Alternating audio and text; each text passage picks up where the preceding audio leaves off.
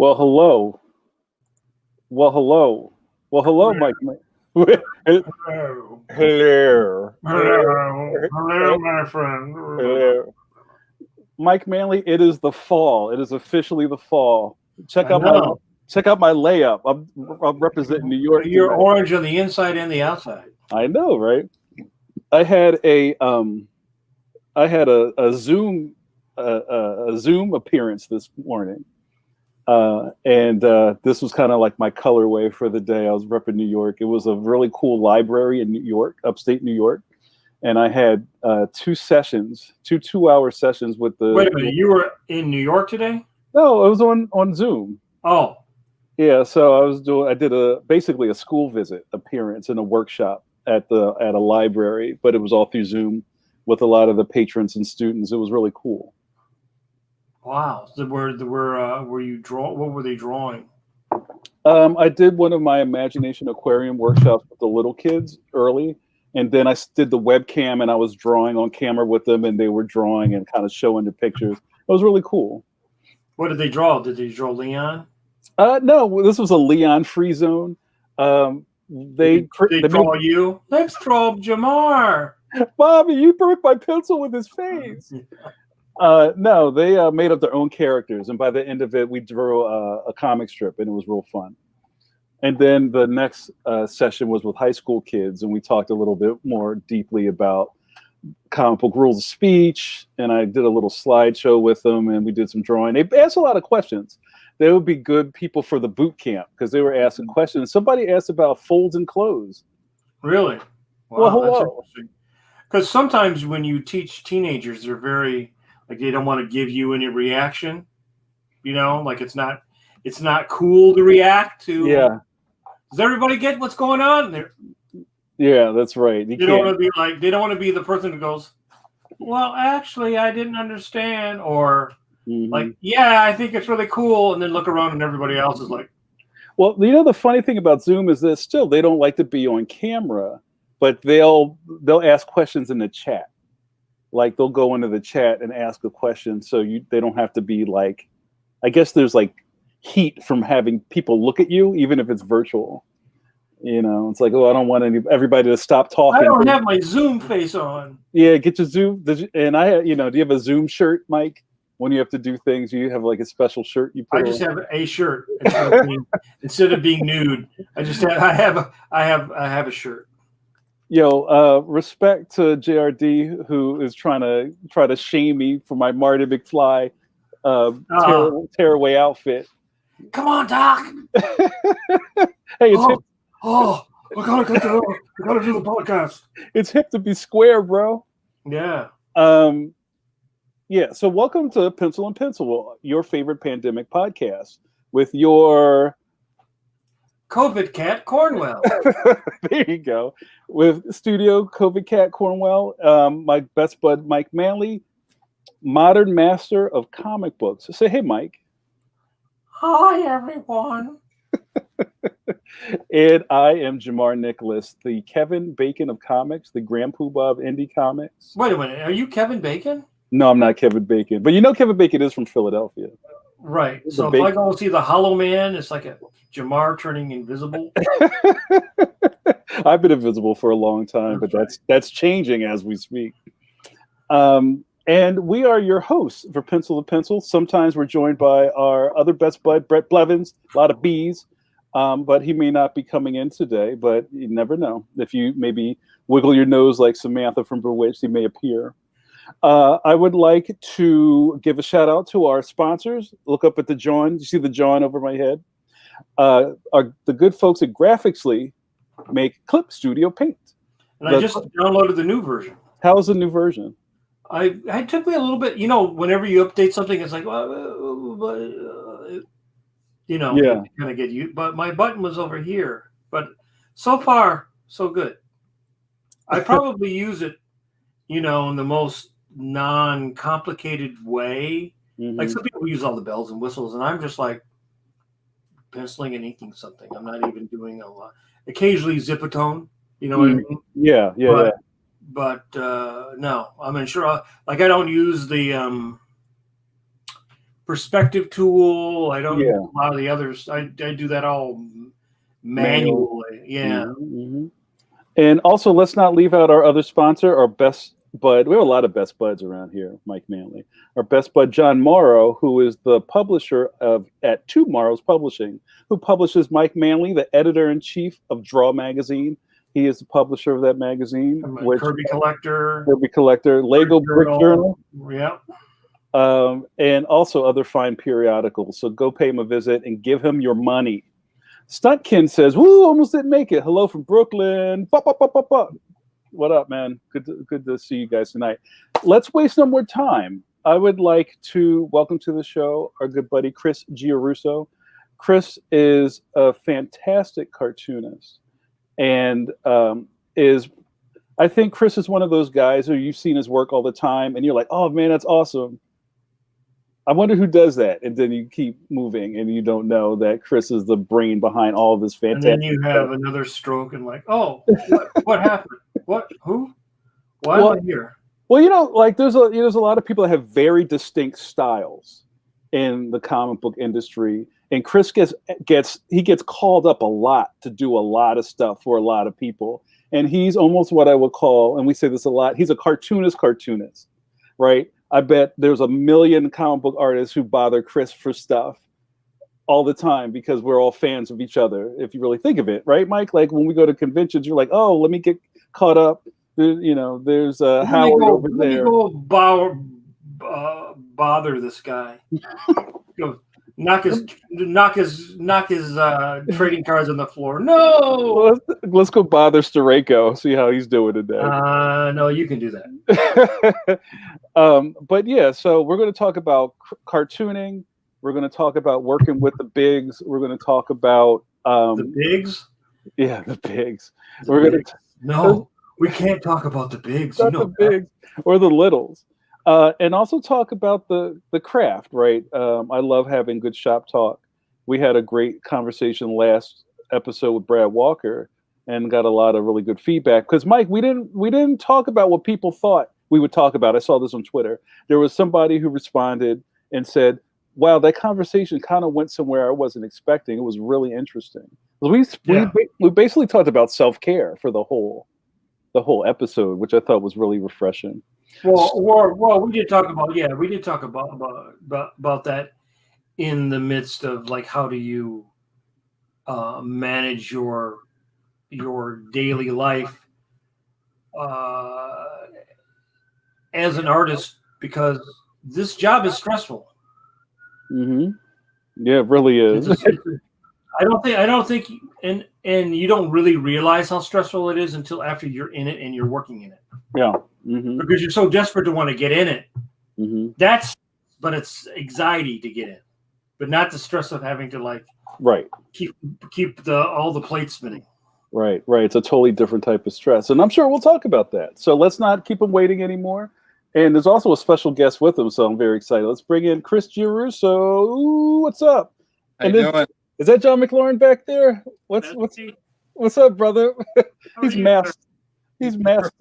Prefers the pronunciation McLaren. Thank you for correcting me. It's very rare that we say each other's last names in this business. So thank you for that, McLaren. Unless you're like Kirby, then everybody, you know what I mean? Like some people are like Steranko, Kirby, Miller. Right. You know them as their last name, Mobius. Mm-hmm. Right. Well, but neither one of us has any delusions of grandeur to think that we should be last name only. Yeah. Well, it's funny thinking about that because I used to sign my stuff Nicholas, which is my last name, and it would mess people up because they don't know who that is. Like, oh, you're Jamar. Who's Nicholas? Like, I have a last Nicholas name. Nickleby. Like, I'm not Prince, dude. I have a last name. That's just sign your name symbol. So, but yeah, man, thanks for that. Appreciate that. And John is a mastermind behind the awesome comic Tote Man, which is celebrating an anniversary at some point, John, right? You've been doing Tote Man for a while. Yeah, about 21 years. Wow, look at that. That's amazing. 21 years. So what are you doing for your anniversary? With COVID, we are not doing much of anything. But it's not printed by Cigna. It's been printed by Epoxy It's out there. Oh, JRD just cleared up the pronunciation of your name. Like that helps me at all. Like I know anything about F1 racing. But thanks, JRD. Appreciate that. So John's going to hang out with us in Chris's magnificent studio. We asked before we went on camera, and maybe you could talk about it. What's going on in the background there, Chris? Well, Behind John. As a comic book reader, comic book nerd, lifelong comic book nerd, I'm also an action figure collector. So what you see there in the hallway is a bunch of Batman and Justice League Unlimited action figures displayed, like right up on the wall. It's the hallway of justice. Nice. Yeah. I like that. Meanwhile, at the hallway of justice. That's So great. anytime I'm in here and I'm getting, too foggy in my head, I just walk down the hallway and just it's like a museum in the studio. I share it with 4 other guys. Wow. Oh, okay. Yeah. So do you always have the Super Friends theme on a loop playing in the background? No. Once in a while. And nobody bumps into that stuff. You'd probably be pissed if you came in. Oh man, that's it. The studio's over. You knock down your stuff and you lose a gun. Yeah. Well, so couple of points. First of all, I designed it so that I wouldn't cry if anything falls and crashes and gets ruined. It's not the end of the world. So I'm fine with that plastic stuff falling. It can take a beating. That's because you have triples of each figure. That's what you got. One for the wall, one on ice, and one that you slabbed. Yeah, that's right.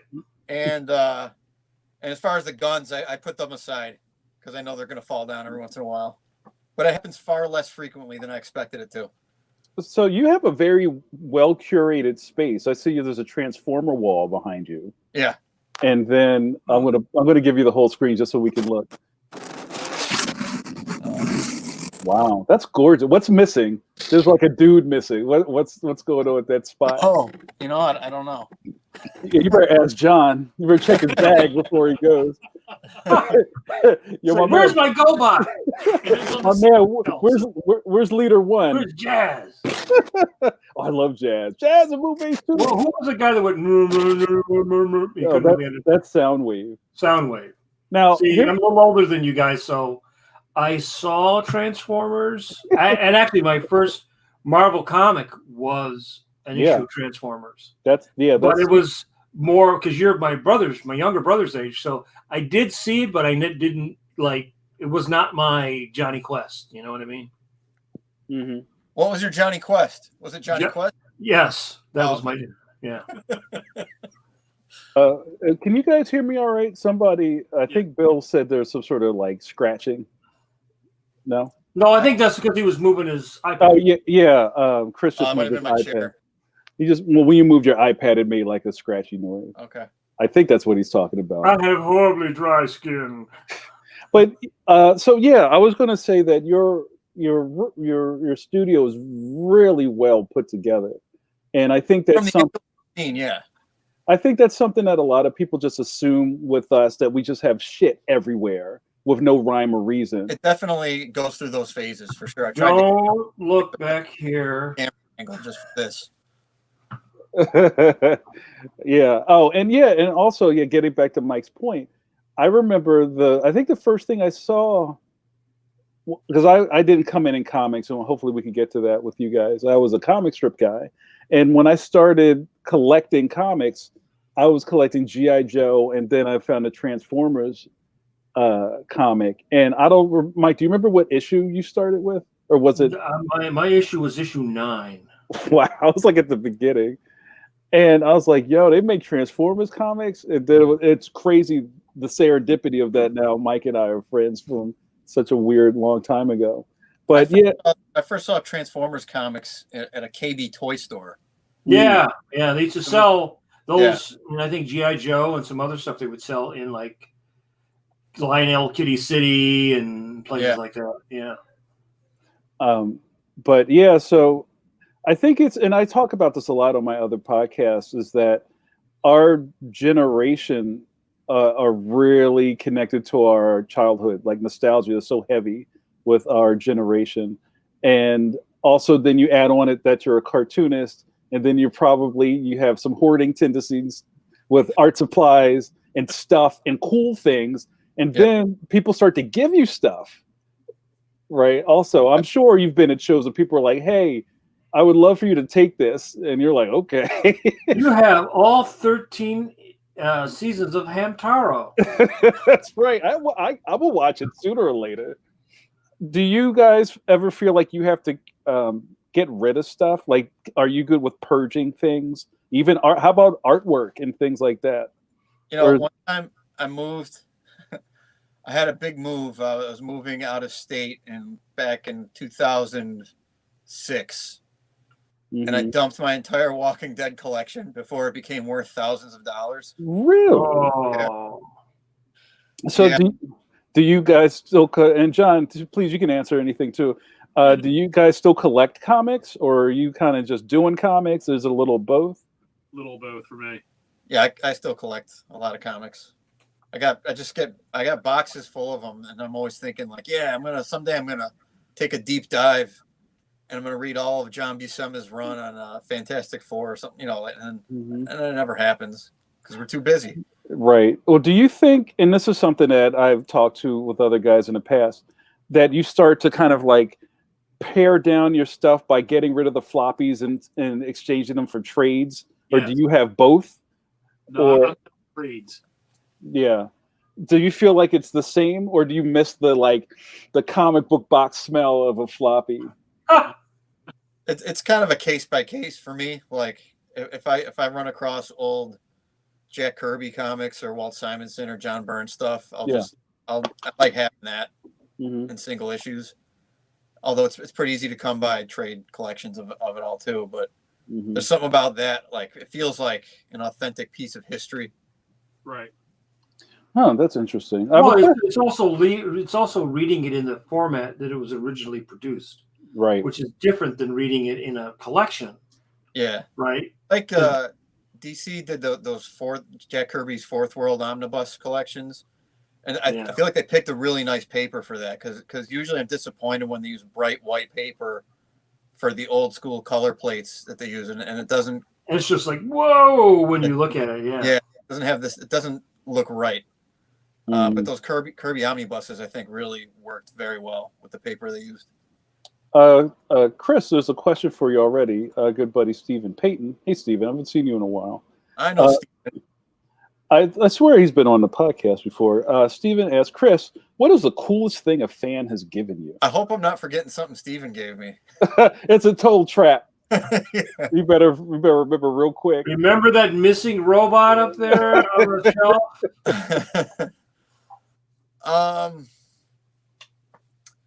I guess the coolest thing is when kids do fan art. I couldn't narrow down to one specific one, but for a while I was amassing a pretty good. I still have it somewhere, a good collection of G-Man fan art from kids. That's the best. Cool.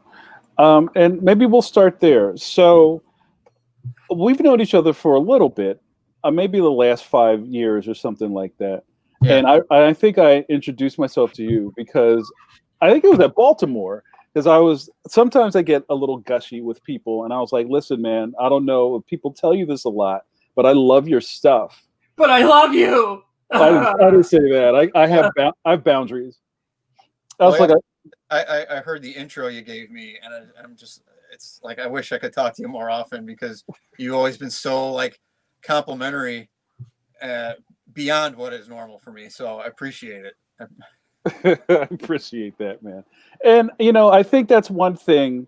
And Mike, I don't know if you get this or you feel the same way, but I think with a lot of pros, you get so used to being in the business and having to do things and have projects that the love isn't always widely known, right? It's kind of like you're always paddling the boat, and then you never really look up to see where you are.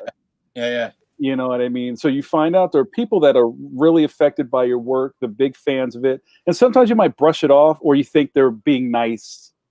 You know what I mean? And all those kind of things that just kind of you just don't think of yourself in that way. I mean, I get people writing me or Facebooking me or Instagramming me, and they'll say, "Oh, that was my favorite comic, and I read it to pieces, and I was like 10 years old," which is great, right? It's great because I that way about other comics that I read, but I never.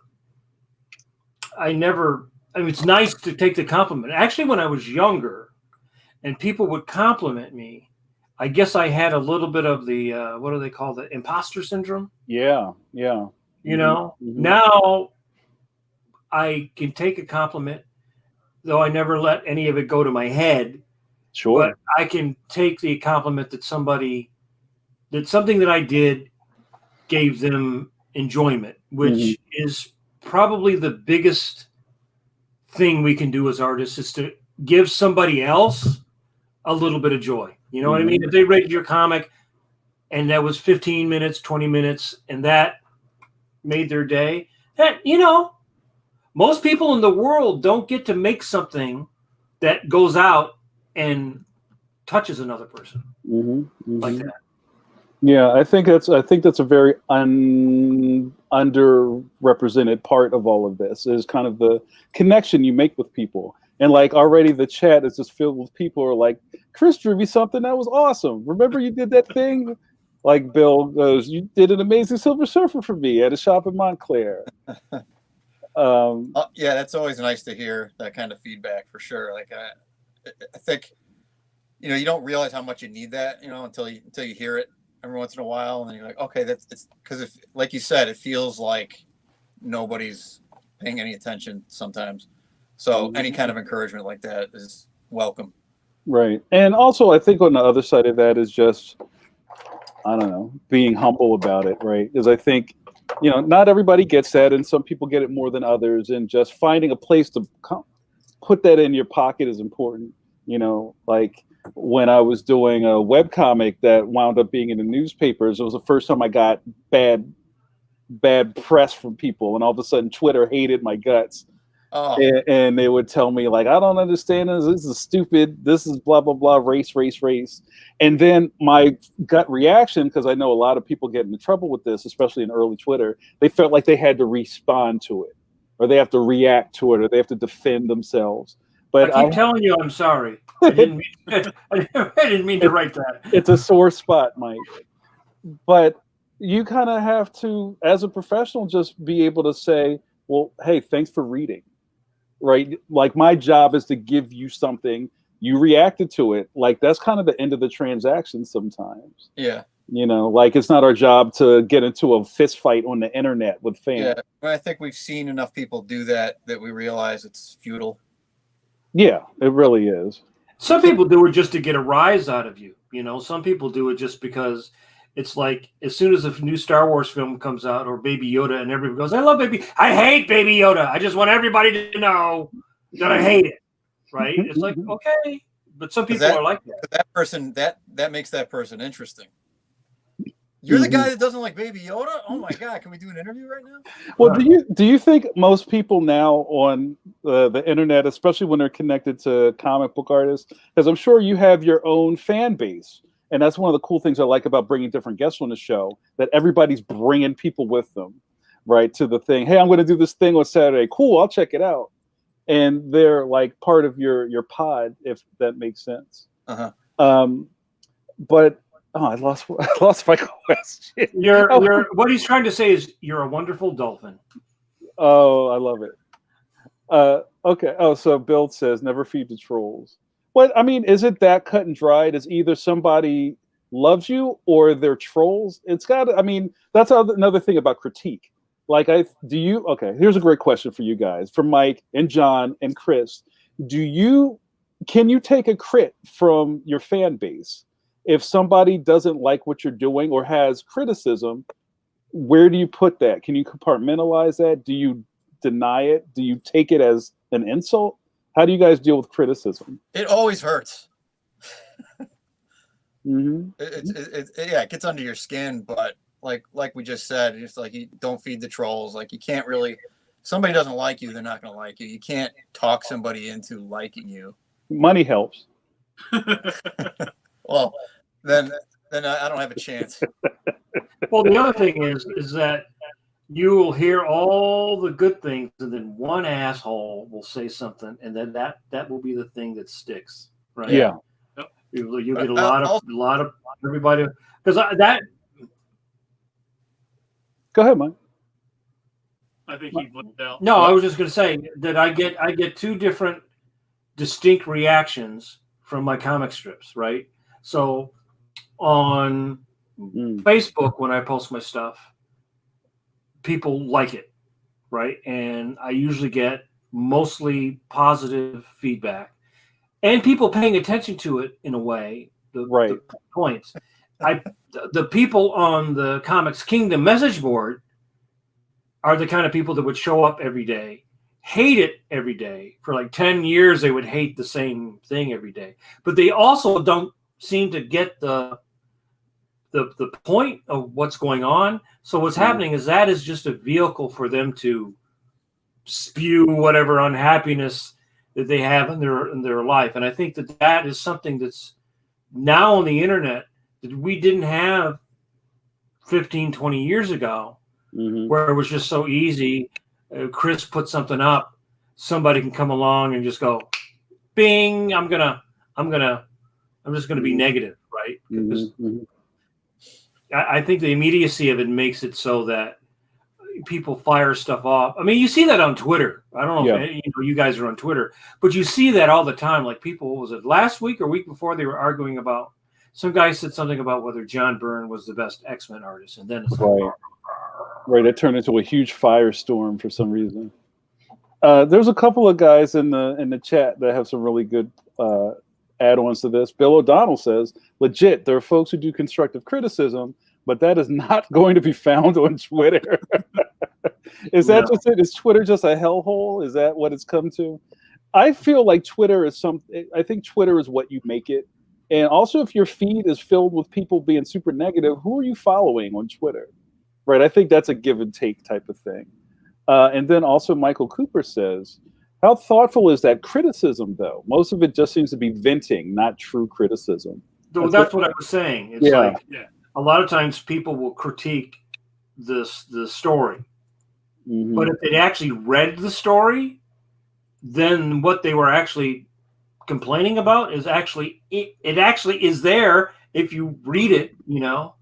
I mean, I know that often now people sort of, they have preloaded what they're gonna say, and so I find that with the true troll, right, the true troll, they just want to get their point across. They're not interested in getting or debating or learning or changing their tune. So. And I think it's much more, the last year or two is much more toxic. I don't know if you guys noticed that, but it seems like every week there's like some toxic comic thing kind of going. And then what you guys are doing, you're trying to do like comics that sort of reflect your childhood and happiness. I mean, I think that's why we all do it. We're reflecting our childhood, what made us excited and made us want to do this. And then you have other people who come along and it's like, they must have had a really bad childhood. That's all I got to say. Right. And I did a workshop this morning. I was just talking about it, and it was interesting looking at the way kids kind of compartmentalize drawing, and they're really excited about drawing things and just figuring things out as they go along. And then somewhere that gets lost with a lot of people, and I think older fans of comics and other fandoms get really salty about stuff that they can't control. Like, let kids like comics. What's wrong with that? That's a new book. Let kids like comics. But it's kind of like, now I'm 30 and this is my deal and I'm mad about stuff. Why can't Batman reflect my life? So, but I don't want to get into fanboy stuff, but it's very interesting. Well, do you guys, because you're doing the type of work that you're doing, do you feel it appeals to people because of nostalgia or because of style, or does that mix together? It's I don't know. There's a little of both, I think. Because people probably know me from mini Marvels, Right. Marvel comics. In which case, I think it's always been a case of people just are fans of those characters. Mhm. And I think in retrospect, a lot of the positive reaction has just been they're just happy to see those characters in a cute style, like just some other style. So I think there's a lot of nostalgia that's worked into that because they've already been programmed their whole life to enjoy those character designs and that sort of thing. It's almost a completely separate audience from what I've had with G-Man, which is all original characters, lifelong adults, adult comic book fans. They're not really interested in something new, but the kids will jump on board and give it a try. Yeah. So there's really no nostalgia involved in that. Mm-hmm. And mine's completely a certain genre of kids who have issues and the epilepsy stuff. So mine is all original, and it hits certain people, teachers, parents, and like caregivers all love my book. Mm-hmm. And it's really important that you can kind of check off boxes in these different ways, right? And we see it at the comic book show. If you're set up in a kids section or around other all ages, I feel like that's a bad word now, all ages comics or things that won't make your kid cry when you give it to them. Those kind of books. No bat penis. You always run into parents who are so thankful that you created something that they can give to their kid and not worry. Right. Or it's like, we went through this whole convention. There's nothing but like boobies and bloody chiclet teeth. Do you have a book that my kid can read at the comic book convention? Here you go. Then they love you for it. So I feel like there's space for all of that stuff. Hey, man, don't knock booties and bloody chiclet teeth. That's the number one comic right now. Right. So I wanted to get into some background stuff with you, Chris. Chris, how'd you get into the business? What's your origin story? Marvel Comics internship. Oh, wow. Were you in high school? I was in college. Yeah, at SVA? No, it was upstate New York at SUNY Binghamton. So I interned in the summer. Slept on my buddy's couch in Queens. And so I worked in Marvel for a summer, just doing, running all the errands that they needed, like photocopying and sending out mail. And that was really about it.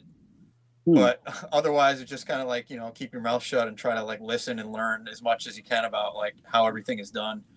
And that was a really fun experience. And after I graduated, they, I didn't offend too many people there during my internship. They offered me a job. And I got a job working in the bullpen in 1998. Wow. So it was a Marvel bullpenner. So I worked there for like 6 years. And it was during that time that the mini Marvels kind of came to fruition.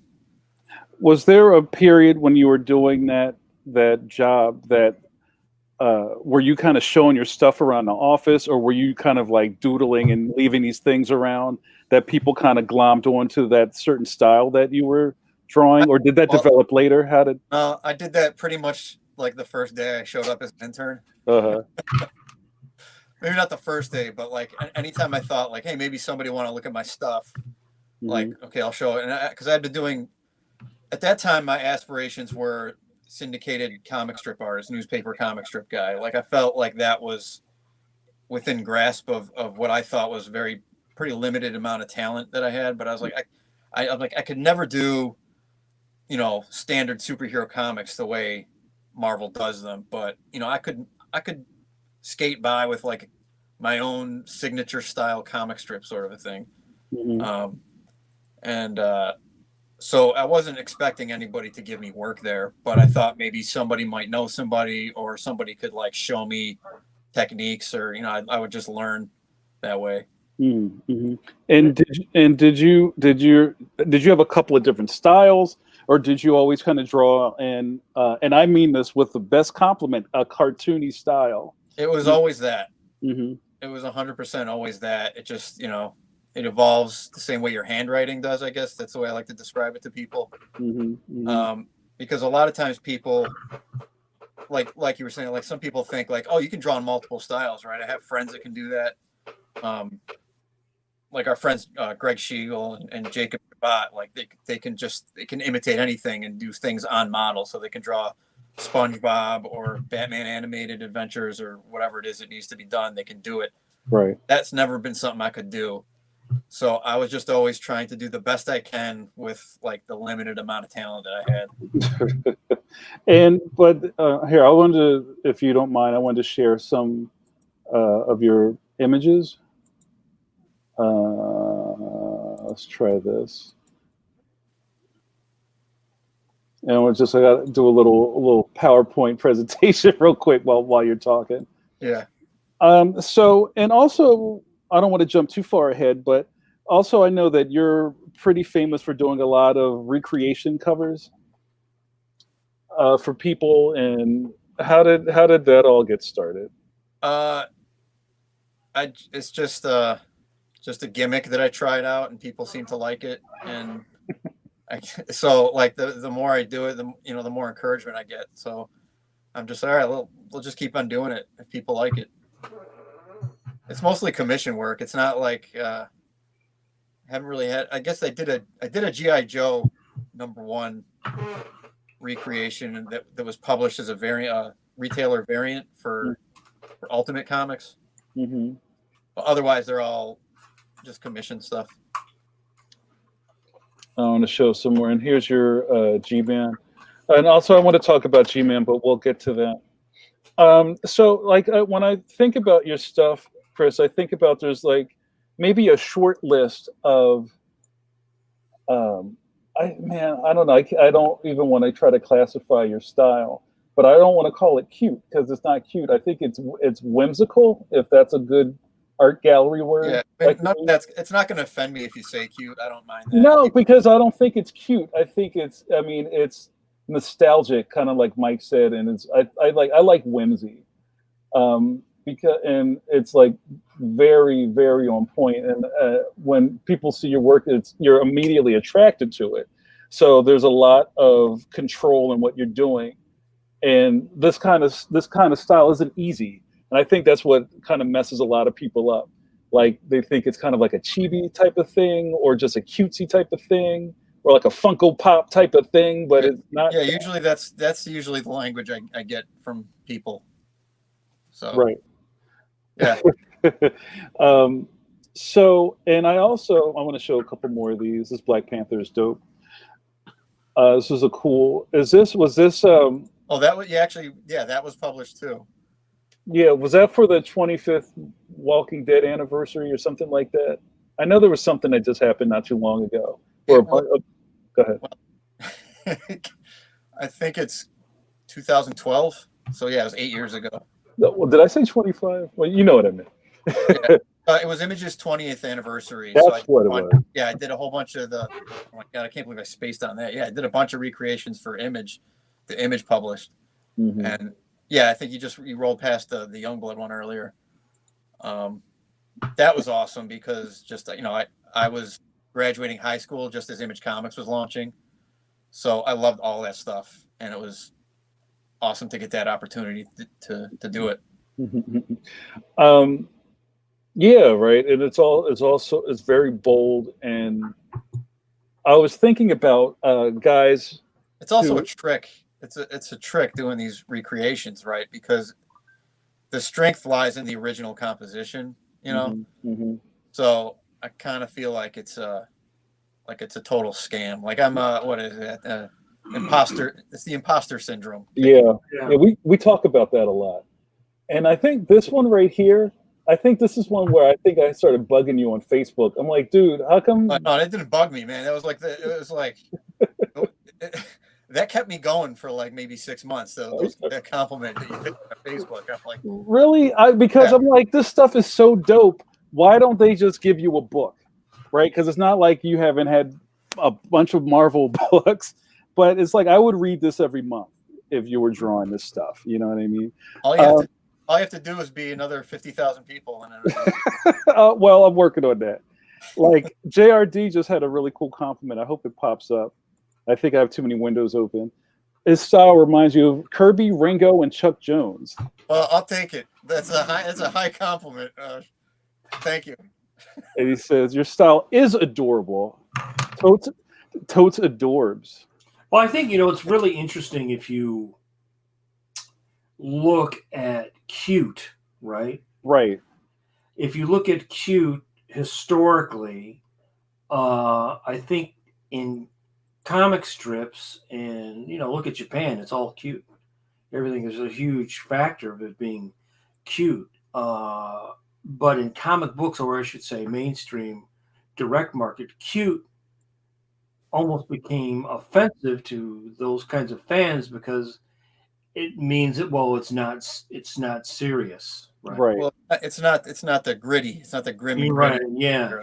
Where they and it's funny because like they like The Simpsons, but I never like The Simpsons comics is never, a billionth as successful or liked as much as the TV show. And I think it's partially because somehow they accept it as the cartoon, but when you make it into a comic, I mean, I know a lot of people, I mean, even as successful as people like Bruce Timm is, there is a fairly large portion of fandom that would prefer that to be Alex Ross because it's real. You know what I mean? It's like a real, whatever they think is supposed to be real. So it's like cute means not serious, right? Yeah. Yeah. Where in all other businesses, all other aspects of entertainment, cute is actually really important. Yeah. Yeah. I totally agree with that. Wait, that's super small. Hold on, let me big that up. like for instance, like Baby Yoda, right? Yeah. Baby Yoda came along. It is so appealing to people. Like everybody went crazy for it right away, right? And then of course they'll exhaust it, and then people will hate Baby Yoda because they'll be tired of it. But there was something just naturally appealing about that combination. But the rest of the show is still very serious. Right. Yeah. And it's that very odd blend of, the cute little Baby Yoda drinking his soup or porridge or whatever and watching them beat the snot out of each other, kind of reminds me, of almost like a Chuck Jones kind of a thing, So do you get more impact or more feedback from doing something like the Marvel characters versus the Image characters? Yeah, it's really, like what's the most commercially successful stuff, and everybody knows the Marvel characters, especially now with all the movies and everything. People don't know. People aren't as familiar with, I think, with Image as they were 20 years ago when Image because Image eclipsed, Marvel and DC within the comics fandom. But now, just like in the wider range, it's the mass market audiences that all go to see movies and stuff. It's, if you're not drawing Captain America and Spider-Man and Batman and Superman, like if I draw the Savage Dragon, like most people unfortunately don't know what that is. It's my favorite comic. It's hard to find people that are on the same wavelength, Yeah. And one thing I was trying to get to, I didn't do a good job of, was talk about, there's a really short list of creators who draw kind of in an accessible style like yours. Like I think Fred Hembeck was probably like the first person I can think of at Marvel that was doing stuff that was like, it totally wasn't anybody else's thing, but it connected so easily, and that shows. He had a huge impact on me as a kid because I would read the newspaper comic strips every single day, and I was a huge Peanuts fan and Shaw. And I always checked out of the library all the collections of comic strips. And then I eventually graduated into reading superhero comics, which longer form work and the more sophisticated art and everything. And then in the middle of the Marvel age comic that Marvel put out. All of a sudden, there's like this Fred Hembeck thing, and I was like, oh my god, he's doing both. And now that's basically what I grew up to do. Mike, do you have any Fred Hembeck stories, or did you cross paths with him at all? No, not really. I mean, I don't know. I may have met Fred once, but no. But I mean, I remember when he was doing that stuff, and he was sort of like the only guy doing that, so it had a uniqueness to it, you know. And I think coming along now, as I see a lot of the younger artists on Instagram, that whole cute factor is really important in their work, because they're not, I would say, like the guys I was reared on, I would never say Jack Kirby was cute. He was fun, he was interesting, but he didn't draw cute, right? And I think the cuteness, I think, sort of comes in now with the younger artists because of anime through Instagram. I see, if you go on Instagram, you see a lot of people doing like animated Disney, a little anime, a little manga. They kind of like sprinkle that in, especially a lot of the female artists. I think that cute and appeal is really important to them. It's sort of like, did you read Richie Rich stuff? Did you like that kind of stuff as a kid? Kind of like the Harvey comics and stuff like that. I kind of missed. You were into that stuff at all, or Casper? Yeah, I remember Casper and Richie Rich cartoons like on TV, but I totally missed out on I guess whenever they were big in comics. Were they ever big in comics? I mean, I knew they were popular, they were. Yeah, I mean, that's the thing. If you go back 30 years, the Bob Hope comics, right? I mean, there were quote unquote kids comics. Like when I would go to my doctor's as a kid, he always had Richie Rich, Casper. He didn't have any superheroes, right? He had all the kid comics, right? And in the strips, it's mostly funny. Well, now everything's ironic, but I think you used to have a lot of kids comics like Tiger and things like Marvel. Huh? You could argue that all comics were for kids if you go back. Well, they were, yeah.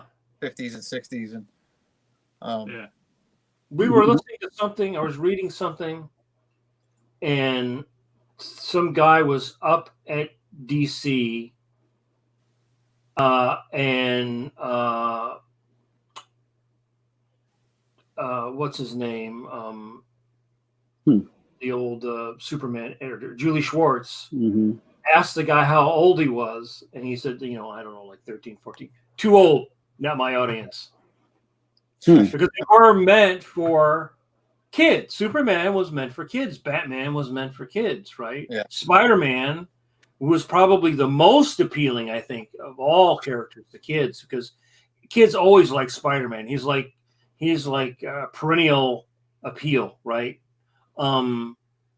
But yeah, I think they were made for kids, and there was like nothing wrong with that. There was not like, you're for kids. Right. That wasn't a Twitter fight. That was just a market. It was a demographic. Right. So what kind of strips and what got you to thinking about? Because it's the same thing with Jamar. It's like now you don't really meet people who want to go into strips, right? That's not a very common thing. In fact, I would say most of the students that I teach in the last 10 years, none of them read any comics, strips at all. Like they kind of know Peanuts, they kind of know because they see it on TV, or Snoopy and a Towel and Bed Bath and Beyond or something. They're all on Instagram now. Like I see great comic strips that are brand new, like on Instagram all the time, and they have 500,000 followers, 1 million followers. So it's this whole other world that I'm only now like noticing. Holy, like I should be there. I should be doing that sort of thing. So are you on Instagram? Do you have? Are you cultivating a following? I'm on Instagram. I am not cultivating a following. Yet, I guess.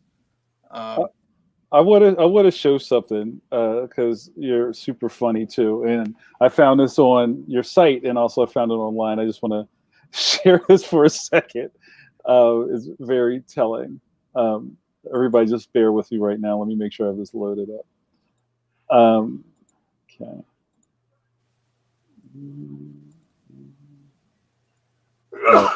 Les. Bless you. Thank you. Oh, I think I know. This is great. Oh.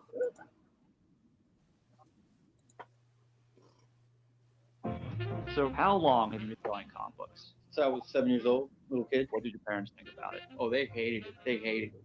Oh, yeah. What do they say now that you make a living at it? I don't really make a living at this. And you create G-Man? Mhm. What is this drawing of? This is the cameraman. And what's this right here? This is the camera on top of your head to record this parody commercial. So Rob, Chris. Chris, have you had any formal art training? No. Just a lot of imagination, I guess. Pretty good fit. To be honest with you, I draw in sweatpants. Learning the fly.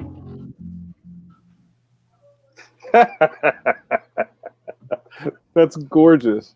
I thought he was going to pull up. I love it. I thought he was going to do the Hawkeye theme song. No, not doing That was a lot of fun to make. I had a couple of buddies that do film stuff. Pete Holmes and not Pete Holmes. He's gonna kill me now. He'll never watch this. But Pete and Eugene Leonard, they like I said, I have this idea, and they're like, they knew the original Source commercial. That's the biggest problem. Is like I show this to people, they don't get it. Okay, that's pretty cool. Like they don't know it was a Spike Lee ad campaign from the '90s, and why would they? Right? It's 30 years ago. Yeah, that was the infamous Rob Liefeld Levi 501 commercial, right? Yeah. That's brilliant. I have a lot of questions for you, and some of this will come up in your origin story. Where is it? There's a lot of things in here. Our good buddy Mark Robinson with the Boo Berry graphic. I see you. Says, Chris, I'm a little late to the game, but what was your inspiration for creating G-Man? You want to talk about how that came about? Yeah, Eric Larson invited me to contribute material to the back pages of his Savage Dragon comic. And it was after I had done mini marbles already. And I thought I should just kind of continue the same idea. So I just created new original characters that were based on me and my family and my friends. So, you know, G-Man is the superhero I wish I could have been when I was a kid. And then I just kind of reimagined, like, how would my brother have reacted if I came home from school one day and I could fly? Like, no, he wouldn't be impressed. No, he wouldn't be like, just go fly up and get me something. Thanks. Yeah, he'd be like, oh, you're doing it wrong. You know, like that's great. So then it's just kind of putting, you know, my friends and I in superhero situations. So it's like a superhero adventure sort of a thing. Mm-hmm. But yeah, I try to keep it funny and just kind of continue the same thing. And that originally was an image book, right? Yeah. And you want to talk about how it kind of transformed through different mediums? Okay, so it started as like single page comic strips in the back of the Savage Dragon. Then Eric said, "Hey, you should do a collection," and we did a collection plus like a 28-page origin story. And then he said, "Hey, if you want to do a mini series or something," so I did a mini series and a couple of mini series. So there was three trade collections with Image. Mm-hmm. Then I did a book with Andrews McMeel, like the Diary of a Wimpy Kid style book, and it's G-Man keeping his the G-Man Super Journal, and it's the conceit is that G-Man is writing and drawing this whole book now, with some of maybe like, so I kind of could draw a little bit looser because it's supposed to be G-Man drawing it. Right. And yeah, so that was through Andrews McNeil. We did one volume of that, and I started doing a web comic after that to kind of try to promote like the idea of like this book that G-Man is drawing. Like, if you like this web comic, check out this whole book. And the web comic's still going now. And where's your webcomic? What is it on? Webcomic at CHRISGiarrusso.com. It's also on comics.com. Okay. And what's new with G-Man? Are you still doing the webcomics? Are you doing another collection? Where's the future of G-Man right now? Right now, it's the webcomics. Beyond that, I can't really say what's going to happen. One thing I want to talk about, which I think is super interesting, is that and we can just call this creator-owned work, is something that's really, really well received. Again, through the artists and other people who are in the industry really love your work. And G-Man has a really good fan base too. Like, I feel like you have kids who like G-Man, and then you have, us who like G-Man for different reasons. Well, thank you. Right. So, but at the same time, I'm sure you have fans of many Marvels that is there crossover appeal with your projects? And do you see the same fans go to different things you do, or they just want one thing that you make? There's a little bit of crossover, right? But it's not 100%. Because like I said, some people, they just like the Marvel characters, and that's, like the most common question I get at conventions is, is there going to be more mini Marvels? Like, that's the top, thing. So where do you, and there's a couple more questions about G-Man. So where do you have kind of like a line in your head that makes G-Man feel like it's profitable for you? Or is there something that you're reaching for you to do more of it? Is it like finding time to do more G-Man? Is it an opportunity to do it in a different way? Like, what kind of keeps you driving on different projects? Is it fan reaction? Well, it's like I said, when we were kids, or high school, that's when Image Comics exploded on the scene. Yeah. So that was a huge inspiration. Like, I want to be like those guys. I want to do that.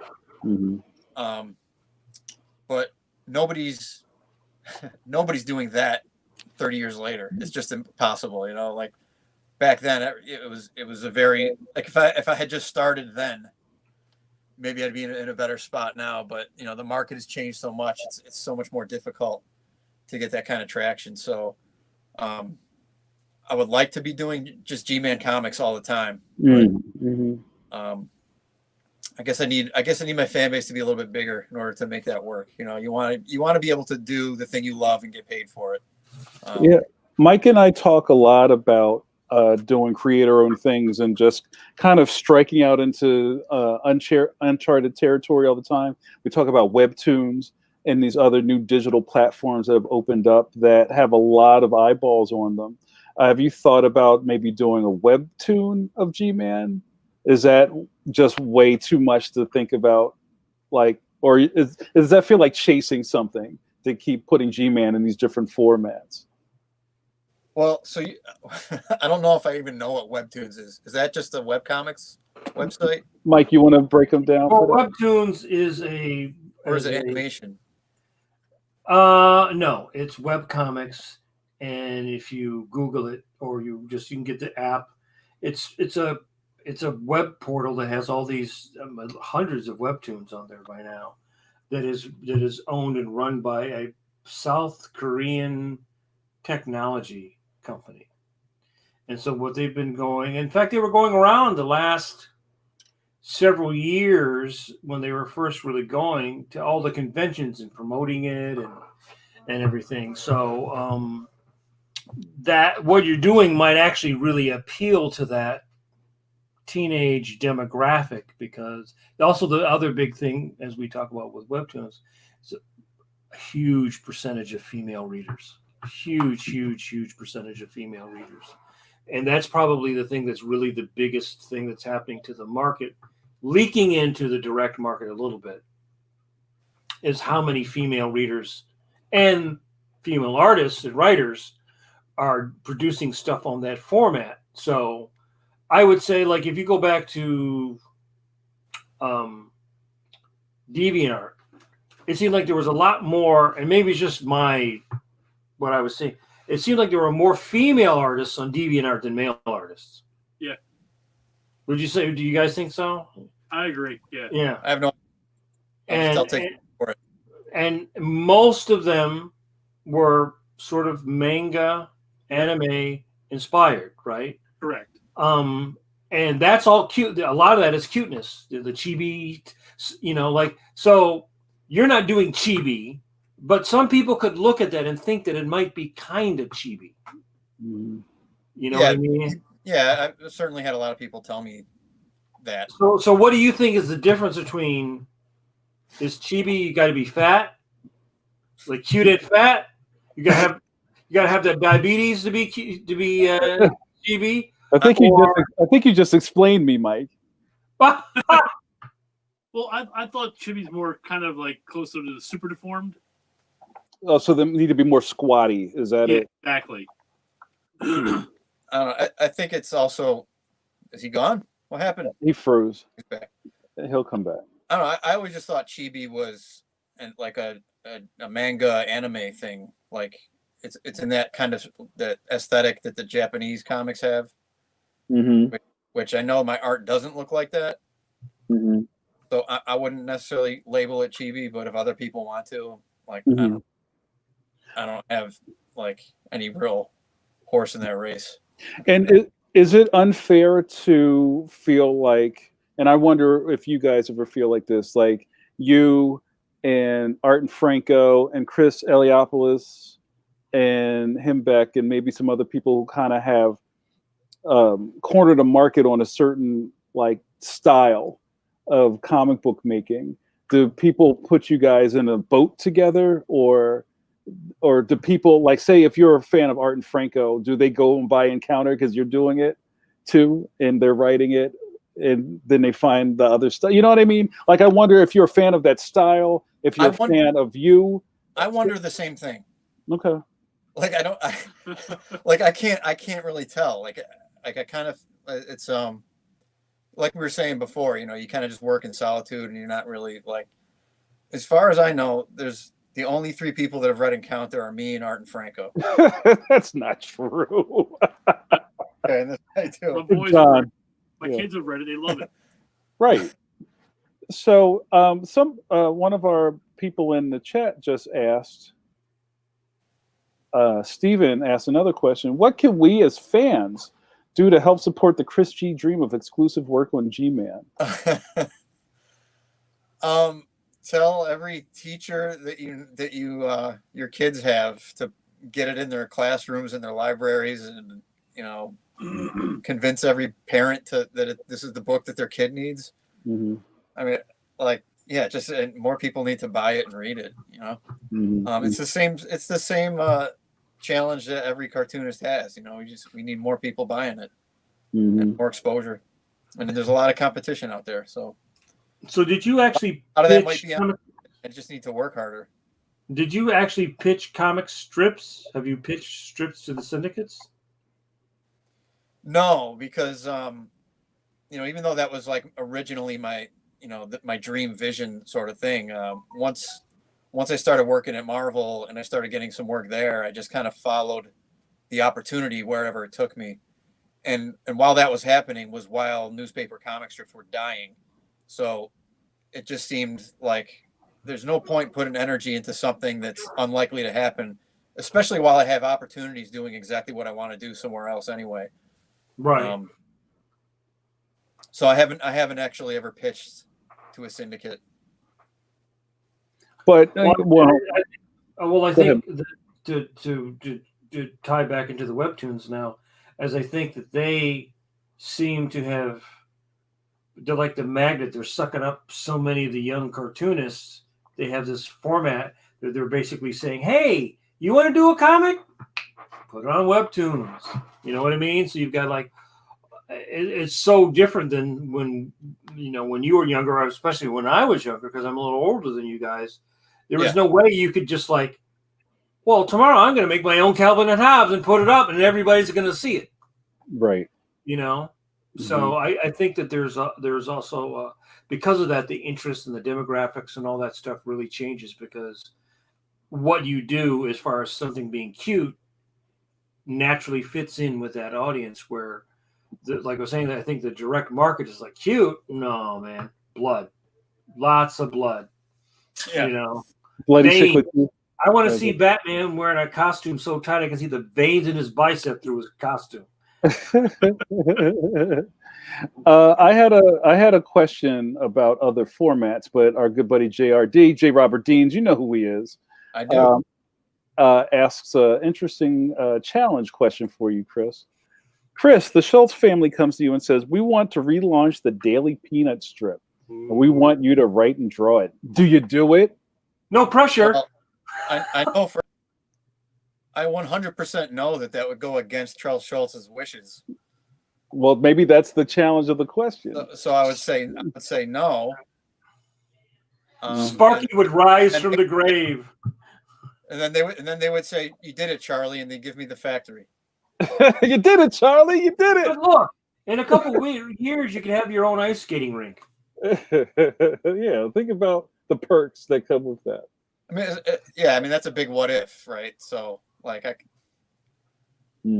wouldn't want to do exactly the thing I know that Charles Schultz wouldn't want to happen, but hey, that didn't stop the. They would never make that offer anyway. They didn't. Least of all to me. It didn't help with the Dr. Seuss estate. They turned him over a couple of times in his grave, unfortunately. Well, here's a what? Here's a what? Featuring Gilbert Godfrey. I have another one for you. So JRD also says, Chris, is working on such fun and refreshingly silly projects a way to keep yourself sane in these modern times? How does the work you do challenge your well-being and emotional safety and health? Like, do you feel good when you're drawing, like good, like wholesome stuff? Do you, or is there something somewhere where you're like, man, I really want to draw those bloody chiclet teeth, but people expect. I'm not really into like oh, I gotta see gore and violence and that sort of thing. But I mean, the last project I did was #Danger, which is a decidedly adult audience book. Mm-hmm. But it's still very humor oriented, and Tom Peyer wrote it at Ahoy Comics, and I really like his sense of humor, so that made that fun to work on. Mm-hmm. For sure. It was fun and silly, but also like that's not something you want to give a kid. Mm-hmm. It's nice when the stuff that you're working on is something that you're happy doing. At the same time, you know this, it's like a lot of grueling hours at the table, and there's a lot of frustration in trying to get it to come out the way you want it to. Right. So that's what makes me think about like the future of what are you putting your time into when we all don't have a lot of time. Like, it feels like, why waste your time on something that's not bringing you something back? If it's not money, it's got to be enjoyment or joy or something. Like, you got to tick off some box when you're drawing things. I still have to remind myself that, like, even at its worst, I'm really lucky to be able to do this at all. Yeah. Right. That's true. I think there's 6.5 billion people. Almost nobody gets to do this worldwide. Just literally a handful of people, literally. Mm-hmm. Yeah. Yeah.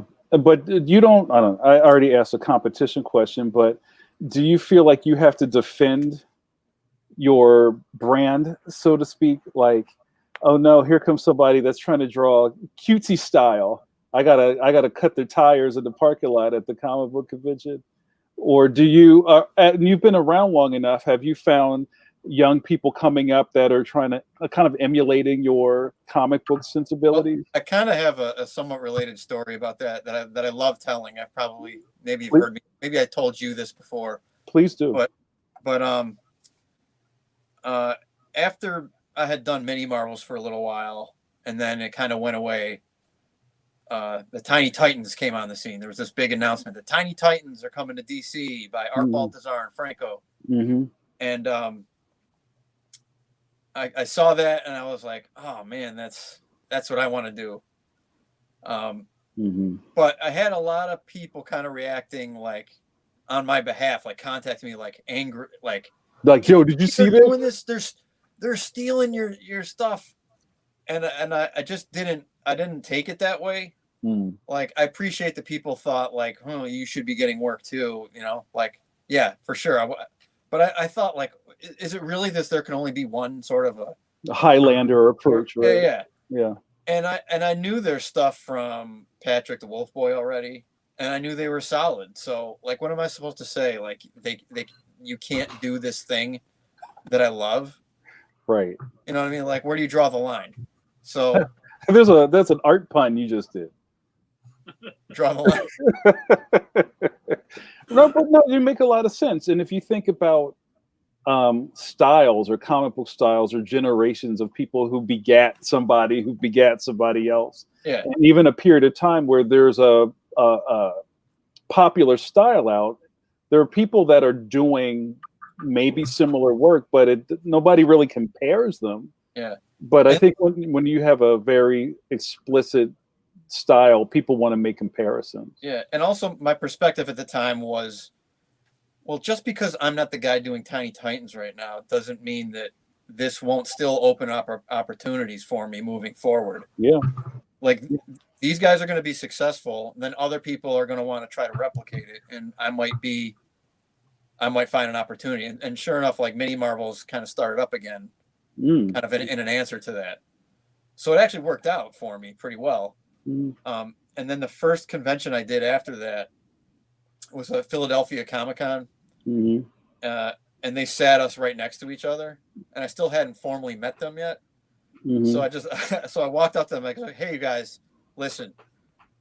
I was like, I don't know what it's like for you guys, but people keep telling me I should hate you guys, but I don't. And so they were like, oh yeah, you know, it's like, oh yeah, man. Oh yeah, man. Yeah. Right. And after that, it was like, okay, these guys are in my corner. It was mutual respect, and it was fantastic. Yeah. So, we had Art and Franco on a couple of months ago. They were great. Yeah. And it's like, how can you not like Art and Franco? Oh yeah. I fell in love instantly. That weekend, just sitting next to them, I was with our friend Jacob, and we're just like looking at each other like, these guys are awesome. Yeah. And that's the power of friendship and the power of cartooning. Yeah. So it's, and also it's like, you can't beat them, join them, So when it comes to like competition, like, and we grew up in an era where we saw these guys making millions of dollars on their comics and having feuds with each other all the time. And I was like, I don't want to be those guys. Like, it looked ridiculous, Right. No, that's a smart point, because even like what Mike was talking about with the John Byrne flare up, it's just like, I don't really have the space to be like mad at another cartoonist. Like, we're all going the same direction. Yeah. Especially like, okay, so these guys are everyone's telling me these guys are copying, and I knew they weren't copying. It was DC giving them an opportunity to do something. Right. But I was like, the similarities are there. That just means, they landed at the same place I did. They probably went through the same journey. We're most likely going to be good friends. There's no reason to hate these guys that I probably get along with really well. And I mean, the comic book world is so small, and we all know each other to a degree. It's real dangerous to talk greasy about people in the comic book industry, because everybody knows somebody. And like, it's like, you already know, I'm the Kevin Bacon of comics. Don't say anything about people around me, because it could get bad. But JRD has a good comment. The Highlander comment is apt. Drawing and writing styles combine to make a unique vision, so any book in a similar vein can only bring more awareness to everyone. It can only help the industry. That's very succinct. I want to ask Chris, how you doing on time? I'm good. You good? Yeah. All right. John, you good? I'm good, sir. I like that you're masked up in the corner. I love it. Transformer. Michael Cooper, hey Michael, is another great pencilier, fan of the podcast. Asked, Chris, did your family support your drawing growing up? Were any of them artistically inclined, like in your image commercial? Like, is that true? No, those lines were just directly lifted from the Rob Liefeld thing. Yeah. I can say like they didn't necessarily support, but they didn't discourage either. They just kind of, well, that's not entirely fair. I think my dad wasn't thrilled that my brothers and I were into comics.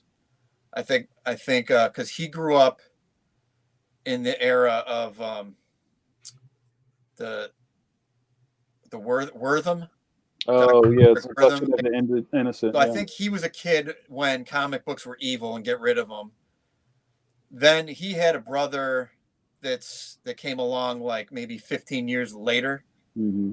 So then now it's like the late 60s, early 70s.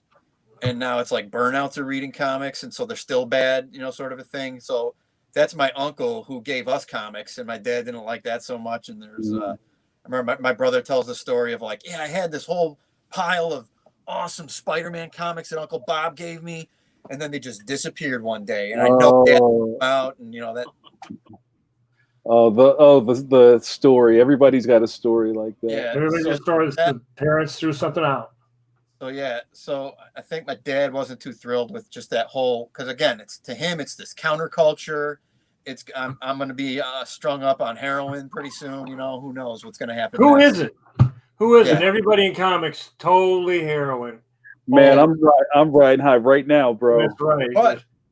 But ride the snake. My dad is a photographer, like on the side, like that's his hobby is photography. That's art. Yeah. My mom was always had a arts and crafts club sort of thing going on, and she collects they call them Hummels. Do you know these? Yeah, the porcelain dolls. Yeah. Yeah. Well, so look at me now. Oh yeah, see, there's a lineage right there. How is that different than action figure? It's to me, it's all the same. It's all art. So there is that artistic background. It just necessarily wasn't encouraged to come out the way it did, with my brothers and I, wanting to draw. And now at this point, they're just like, all right, I guess he's alive. So they're not really discouraging it, and they're. My mom actually reads my stuff, so that's nice. Have you ever run across somebody like maybe before all the COVID stuff, like in mixed company, like at a dinner party or some place where you had to put pants on, and somebody asks, "What do you do?" And I'm just going to assume you say you're a cartoonist or you draw comic books or something like that. Yeah. Do they, if they ask you, well, what books do you do or what do you do, and you explain it to them, do they ever seem disappointed that you don't draw a different style of comics? Yeah. Can you talk about that?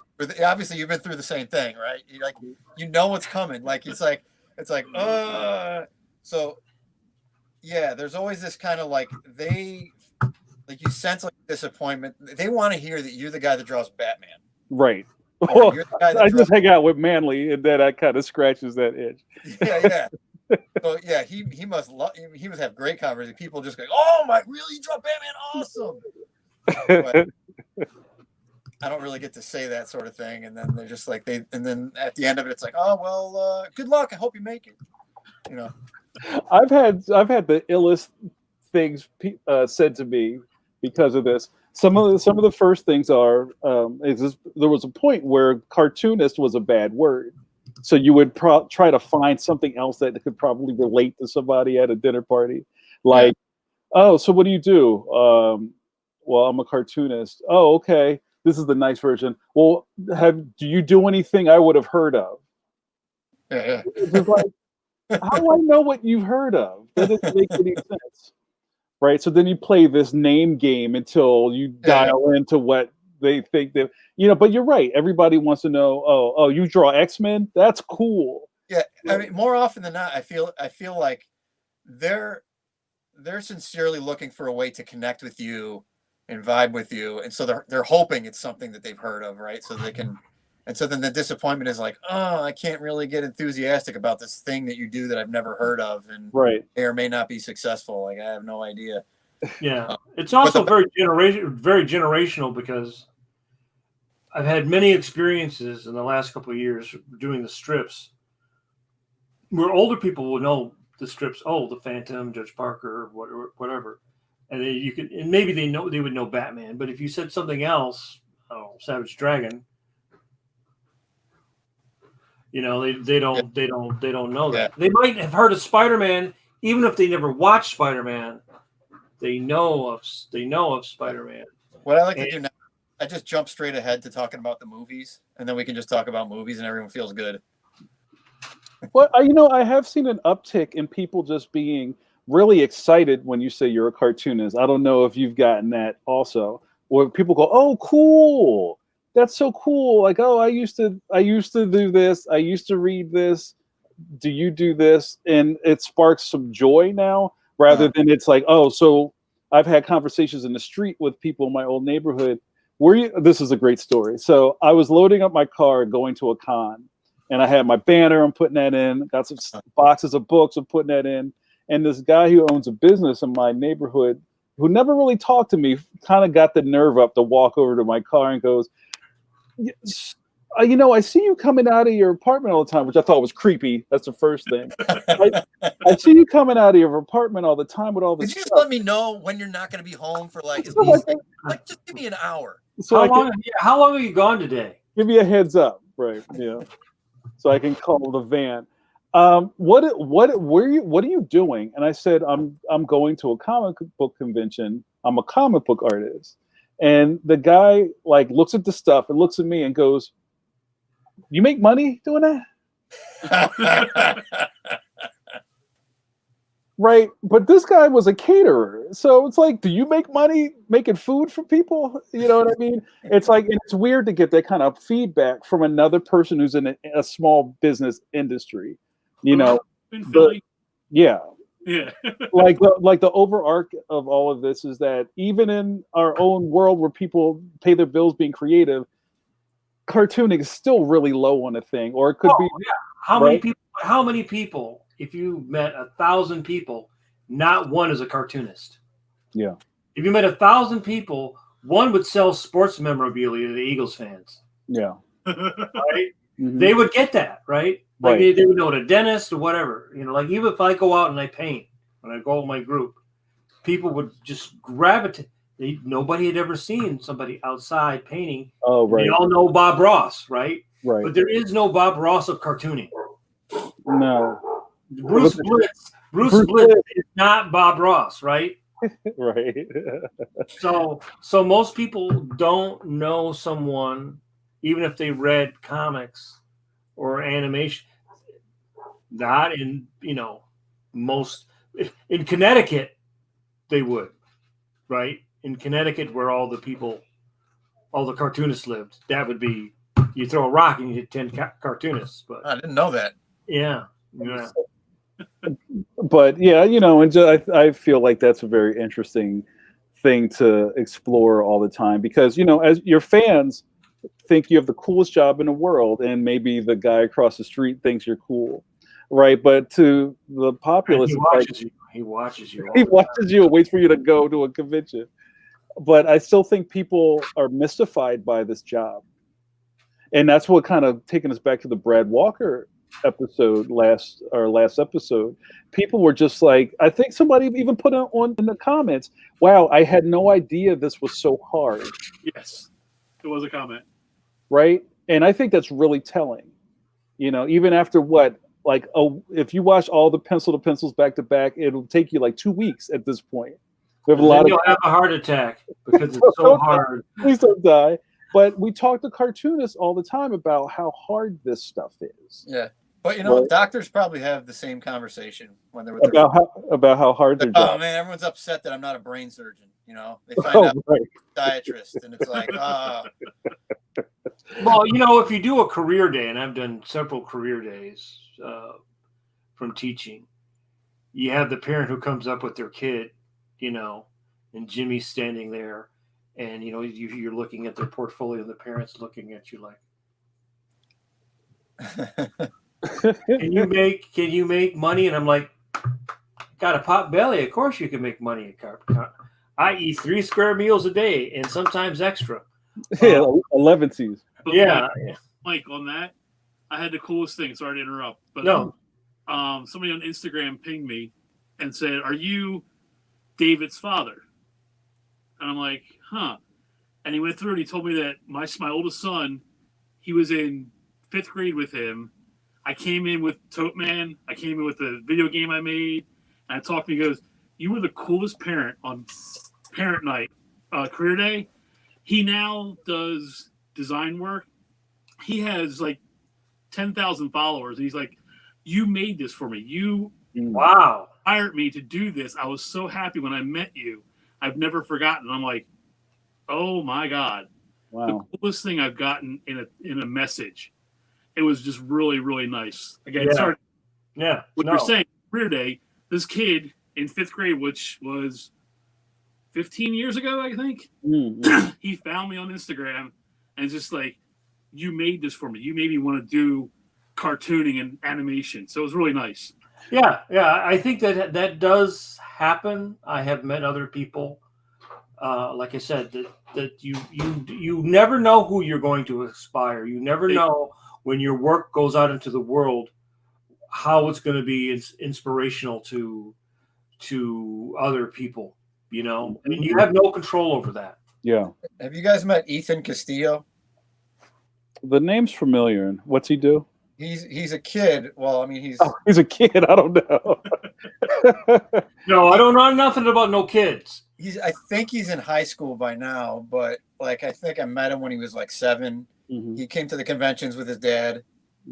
And even at 7, I was like, this kid can draw very well, and I think he's pretty well known on the convention circuit, and I would be surprised if you hadn't met him. But it's, like I said, now he's a teenager, and I just, you've been watching this kid improve and pretty much draw circles around me now, of course, but like, I guess I thought you guys were gonna go like, "Yeah, I know Ethan. Yeah, he's great." You got me on that one, bro. Else to say now. Here's a good thing from our buddy Stunt Ken. Do you feel if comics and comics-related art were more embraced by parents or mainstream culture, it would change the perception of what you do? Because countries like Europe and Japan celebrate it. Right. So yeah, that's a really good question. Like, talking about their whole culture. The culture is so different because they appreciate art as part of their culture in a way that we don't. Yeah. Right. Like people generally don't, at least now I feel, talk about art unless you can attach some sort of dollar value to it. Like we talk about the movies, but the first thing we talk about is that this weekend so-and-so made $50 million. Or make $50 million, right? That's the first bullet point, yeah. Right, yeah. So the first bullet point for art in America is if it's, you just sold it at Sotheby's for, $65 million setting a new record, not as something that enriches your life by you experiencing it. It's it's validated because some rich guy spent $12 million on a painting, $60 million on a painting, which is not to enrich his life. It's just so he can be the guy who spent the most money. Right. Right. So I mean, is that really where this all comes down to? Is like who's making the most money, and that charges what people think is important? Right. So like even in the boom period, like when Mike was working at Marvel and DC and all those places, and that's probably when the money was flowing. The last time the money was flowing. Right. It was really flowing. And when you would go to a convention, people would not ask you art questions. They would ask you about royalties. They wouldn't be like, how do you solve some storytelling or anatomy or whatever, but they would ask you about royalties because that's what people were hearing. Like, oh, you do an issue of Wolverine and you make enough money to go buy a sports car or something. So it was a very different And now, you know, that's all gone, right? So I think now we sort of exist in a time where all different styles and all different things are sort of there's not one dominant one, I don't think, because even though mainstream comics, direct market is a big thing, it actually pales in comparison to the kid lit, the mid tier books like Right. for Scholastic or like webtoons. I mean, there's literally hundreds and hundreds. Yeah, if you can get a Scholastic deal, man, you're all set. That's what I hear. I don't know, no, but I hear you got to have like a contract killer. It's pretty tough. I don't know. Maybe.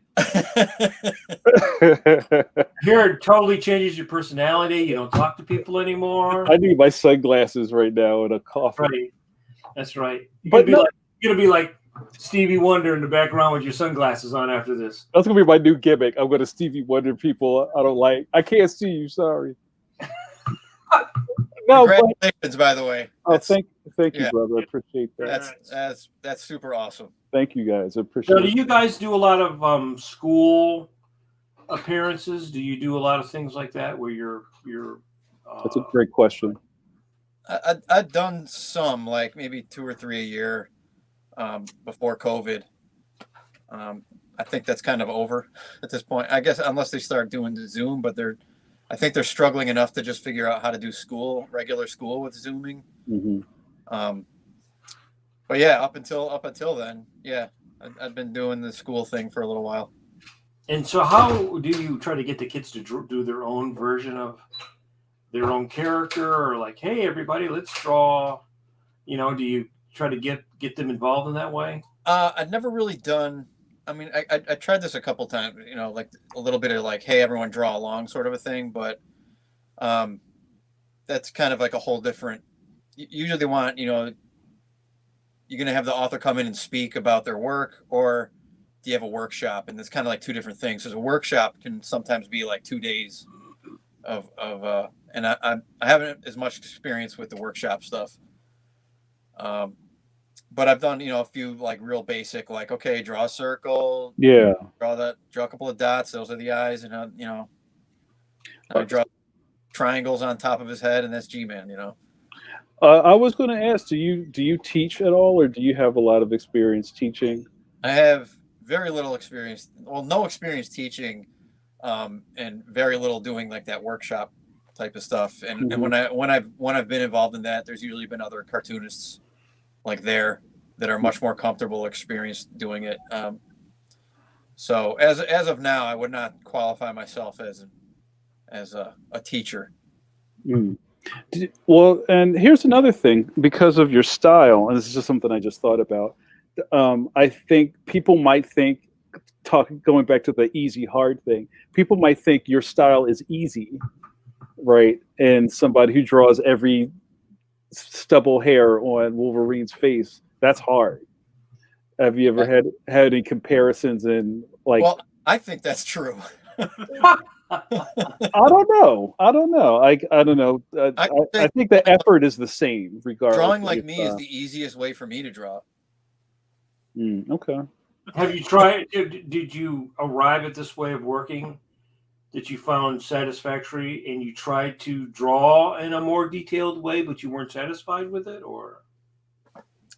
Yeah, I went through phases of trying to draw like Jim Lee and Todd McFarlane and that all that business that I think a lot of teenagers did in the 90s. And like I knew that if I was going to get to that level, it would take a lot more work than I was willing to invest. Or maybe I thought like I'll never get to that point, But then I look back at like, well, can I do like a Garfield? Can I be like this kind of a thing? And so the style kind of developed from, well, if I had to do a comic strip, what's the fastest and easiest way to get my gag, my jokes across? What's the fastest and easy way to draw a guy standing there or sitting down or whatever it was? So it's really just like a bare bones strip down, like how do I do this? And then it evolved over time. I was going to ask you both about COVID. How has the shutdown affected your business? I know a lot of people, like we touched on that for a second, talking about Zoom things. Have you felt that you've had to swerve into a different lane or pivot into a different way of being a creative to keep things going? Are you just kind of, doggy paddling through this? Any challenges that you didn't think you were going to have at this point in the COVID pandemic? Well, after my last project, I wanted to take a break anyway. Mm-hmm.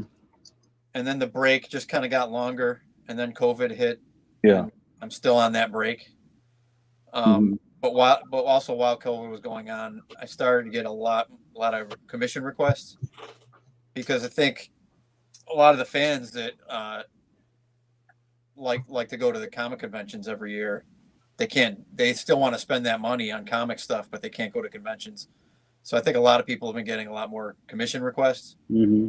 Yeah, it's true, because I've gotten quite a bit. Yeah.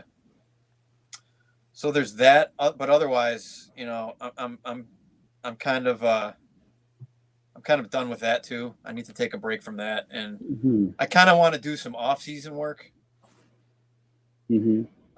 Like there's things I want to pursue that like I don't want to pursue publicly. I don't want to be posting like this is the thing I'm working on, and I don't want to like announce what's might happen, because who can tell? I'm just gonna work on my game in the off season, and maybe at some point I'll be ready to say, okay, here's the new thing. I like that. I'm going to review tape. We're going to be in the gym. Yeah. Get ready for the off season. Yeah, and for me, Jamar, it's more of I'm missing spreading the word, the awareness for me. Yeah. It's hard to do it from Twitter and Instagram. It's much easier when you're at the show and giving it out and talking to people and just trying to get them aware to see what it's about. So yeah, it's a little difficult for me. Yeah.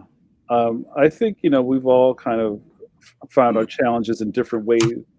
And I think there's also some ways that this is kind of blowing the doors open on a new way of thinking about what we do. You know what I mean? Like, do you just turn your lights off, or do you figure out a way to reinvent yourself? I know a guy that like we're here in the middle of COVID, right? We've been going the whole year, and I know a guy that just signed an awesome deal with Scholastic. I don't know who this guy is.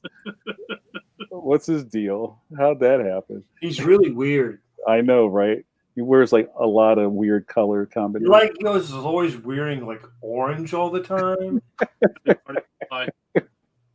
Well, I feel like a lot of people are thriving in this time. Seems like. Well, all these Scholastic guys. Well, no, see, this is something I'm getting at. This is no type of pivot to my news, and thank you guys for that. But when this all started and we were having conversations about at the beginning of COVID, like, hey guys, what are you thinking? Is this really affecting your output? And a lot of people were like, nah, man, this is awesome. I'm home and I don't have to go to a party on Saturday night that my wife's dragging me to, and I can just get stuff done. And people were just like moving quickly forward. And I think that's changed at this point. Right. Like, because you were saying there was the pencils down part of comics that happened for a little while, and that messed people up. But then you kind of look at, all of a sudden, like, people wear masks as a part of their fashion setup, right? Like John's over there in the background. And even like our boy Shigs started making masks with cool things on, you know what I mean? So it's like, there's always this opportunity to figure out what's new and how you can kind of put your spin on it, or you can just circle the drain. I think it's all in the way you think about it, or perspective. But that's me. Phantom Ink Production asks, for anybody in the room, what words of advice would you give someone who is just starting to explore their talents in drawing and art? And just to put another little piece on Phantom Ink's question, how does this apply to 2020 and like right now? So what advice would I give? Yeah, Um, just starting, like somebody who just got their Inktober stuff in the mail, and they're like, "All right, now what?" Or if they want to be like you guys and get into comics. you know, I don't know. Like it's always this. Like I get people ask all the time, like, how do you get started, or how do I improve, or what? And it's just like you just got to draw a lot and draw all the time. Like just it's a lot of practice. The more you do it, the better you'll get. It's also it's easier if you can get to know a little bit more like what the person's actual goals are, right? Because it's easy to say, hey, practice drawing, practice your figure drawing, whatever like that. I could never do that. I could never draw unless I had a reason for it. So for me, it was like, oh, I wrote a joke. Now I have something to draw. Mm-hmm. I could never draw just for the sake of like, I want to improve my ability to draw the triceps in an arm that's extended in a certain direction or whatever. Huh, that's interesting. So it's kind of like by necessity, I had to just eventually come up with graphic storytelling to go along with the stuff I was writing. If there wasn't a goal like that, it was very hard for me to like just try to get better just for the sake of getting, like, I got better as I did more work, not like I need to work on this and I'm going to just draw this until I figure it out. So you didn't just have times where you say, okay, I'm going to work on my anatomy today, or my drapery today, or I'm going to study, practice inking something, or practice drawing hair, or, Not really, but sometimes I might, like, if I would catch up to something that, like, okay, I need to figure out how to do this, I might try to work it into the commissions I'm drawing or the sketches I'm drawing to sell. So there's still at least like there is some kind of like I'm gaining something from this practice, sort of like, like something I'm going to do anyway, I might as well learn while I'm doing it. So a lot of convention commission work that, and especially in the early days of going to conventions, I would draw like very fast, and I noticed that helped improve. Like I just kind of like stumble upon like techniques and realize like, oh, this is how you do this. It's not as cumbersome as I thought. It's just something that kind of goes hand in hand with using this sort of a tool, or or watching other people draw too. Like when I struggle a lot, like on my own work, I have to kind of go through a struggle. Like I can't draw this, I can't draw this, I can't draw this, and then I might go read a comic book the next day, and everything I was trying to do jumps out of the panels. Like it's like a highlight. Like, oh, that's how you do it. That's how you do it. That's how you do it. Then the next time I go around, I'm like, I remember it. It gets incorporated in some way or another. Anyway, that is all to say that, like, telling somebody to just like practice on their drawing, like if I was a kid and I heard that advice, I would just probably wouldn't do it. I would just like, I'd be like, I don't know. So I would say write and draw your own comics, or whatever it is you want to do, just start doing it now. You don't have to practice first, I guess. Like doing it is also practice. Right. Yeah. Well, I think as a teacher, I have this little thing I do in the beginning of every year, which is I have an assignment for the first day of class, just so I can sort of see where everybody is, and where their skill level is, what their interested level is, whether they like to follow along or whether they're like, no, fuck that, I don't want to do that. That sounds like bullshit. Because you get people that are like that, and then you have now, especially, you have a lot of young people who want you to tell them what to draw, which was not what I would have been like when I was that age. I would have like wanted to draw what I wanted to draw, but they find it more comforting for you to say, draw a shoe, draw a flower, draw, whatever. So I do this thing where I have them draw a person next to them on a sheet of paper, just portrait. And then I have them do a drawing of that from that drawing now, using only straight lines. And then doing another drawing, look at the first drawing, using only curved lines. And then doing a last drawing where you combine the straights and the curves. So you end up with this really pushed caricature that introduces them to design, observation, design, and choice, right? And it also informs me as the teacher where everybody is along the spectrum, because you've got some people that are really good, and you've got some people that are not so great but creative, you know. And so yeah, it's like you in general can say for anything, I want to play the guitar, how do I get better at playing guitar? You practice playing the guitar. And my brother's a good, a guitar teacher. He plays the guitar. But you have the kids who show up every week who did you practice Stairway to Heaven? No. So it's like every week it's like, all over again. Mhm.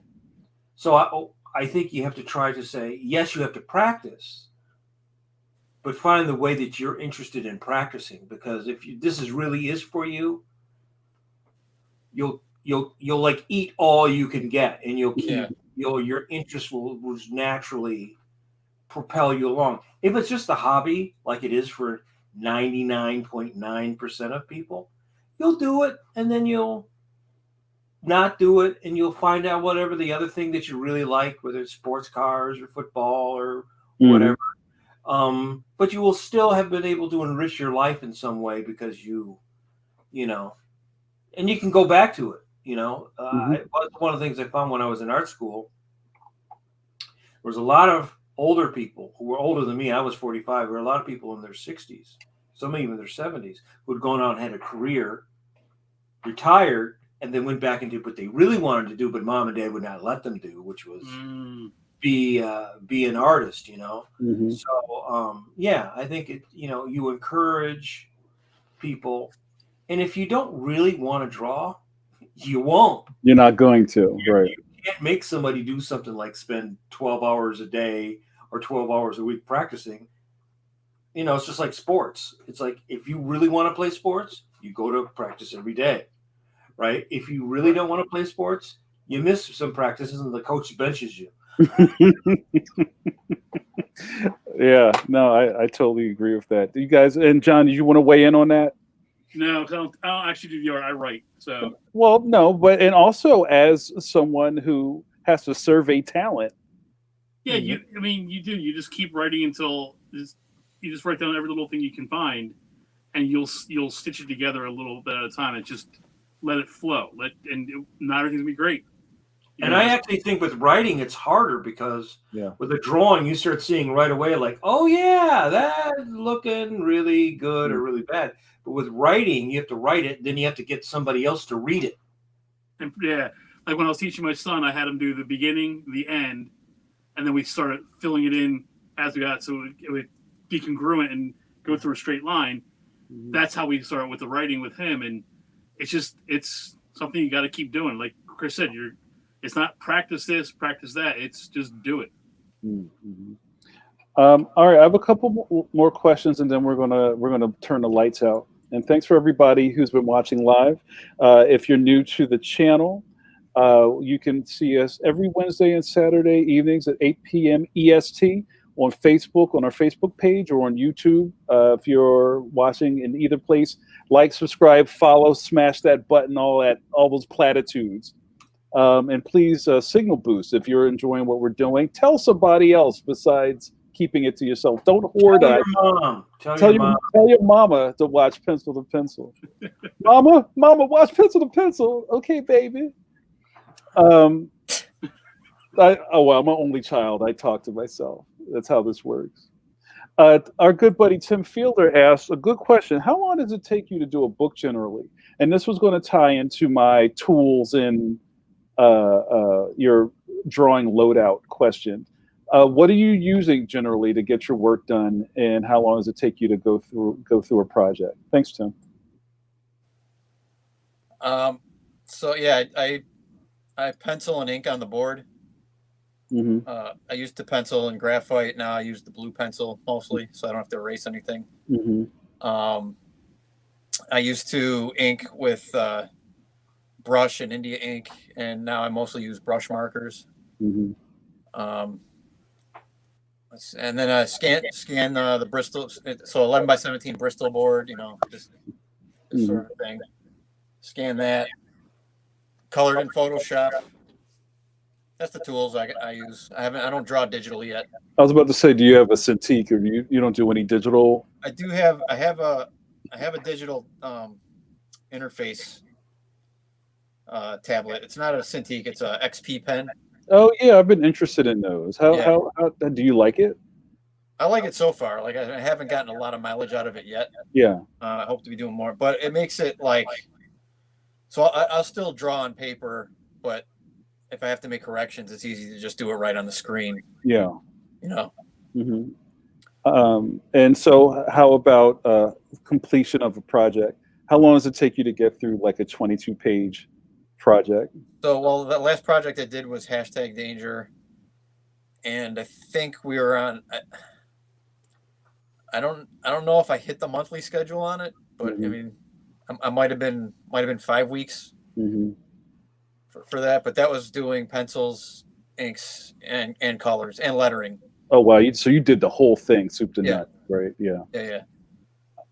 And that's, I don't know. I kind of feel like that's just the way of the independent. And I almost shudder to call you indie, Chris, because of the path you've been on. Why? Because I started at Marvel? No. Well, I mean that's that's saying Marvel Comics isn't indie. Well, the reason I said that is I know a lot of cartoonists fall into boxes depending on how their career started.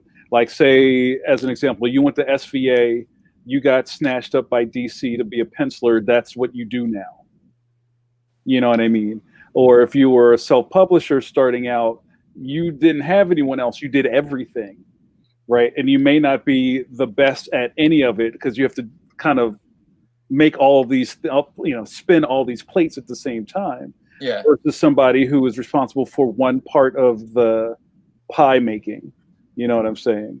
So, with kind of like your background, is that complicated or challenging for you to do all the facets of a comic book? Well, I think it's coming from that place of like you're beginner and you're starting out and you're not really like a mainstream thing. Like you kind of forced to do it all yourself, right? Because the only person that I can afford, or the only person that'll work for me for free is me. Mm-hmm. Yeah, very true. Nobody can really farm out. And I've seen, like, I've known like a lot of people, like I said, when I worked at Marvel for a long time, like we were all like, there was so many people there just like me, and you'd see people pair up and say, hey, we're going to work on this project together, or, a group of people. And I watched it fail over and over because it's just like no one would ever do it. Somebody would do some work and somebody else just would always be hired, And I realized, like, okay, if I'm going to get any work done, I don't want to have to rely on somebody else and then be disappointed when, and it's like we've been saying all along, it's a lot of work, especially if it's just like on the side, you're trying to do it. You have a full day of work, you're exhausted. Now I got to do this other thing that's even more mentally exhausting. Right. It's almost like class projects back when you were in school. There's always going to be somebody who doesn't carry the weight. Yeah. But they want to get the A at the end of everything. Yeah. So like the people I saw move forward were people that were just, doing the whole thing from start to finish. Right. Because you only have to answer to one guy, and there's only one person that you can blame for things not moving along as fastly. I like fastly. That, and we're going to start wrapping up, but that kind of makes me, I have this fascination with the Japanese studio system, right? And how you put a bunch of people around a creator to help get their project finished. And that's what the publisher does, right? Say you're a mangaka and you have a Shonen Jump manga, and you get voted on and they love you. So now you get set up with, this is your background artist, this is a tone guy, this is the 3D model guy, and we'll see your next 100-page thing in 2 weeks, and you just go. Yeah. You know what I mean? Which is totally alien from how we make comics here. Yeah. But if they have the resources that makes that work, right? And you can see how efficient it is. Right. Yeah. I'm always surprised that no one's figured out how to do that here in the States. Well, is it all money? In a way that's like, I mean, it kind of is what it is, right? They break it up into penciling, ink, and coloring, but in Japan, like you're saying, they break it down even more. Like the guy drawing it has like 5 people helping him. Well, their whole culture though is also about earning respect, earning your place. You know, work with somebody who's a master. We kind of abandon that in a way, just in general. You know, there's certain trades, like if you're going to be a plumber or a welder, you have to, because you won't know how to do the stuff. But I think with art, it's sort of like, well, no, I don't want to be somebody's apprentice. I want to be I want to be the artist. Right. You want to be the man. Or nobody will let me be their apprentice, so I have to go do it this other way.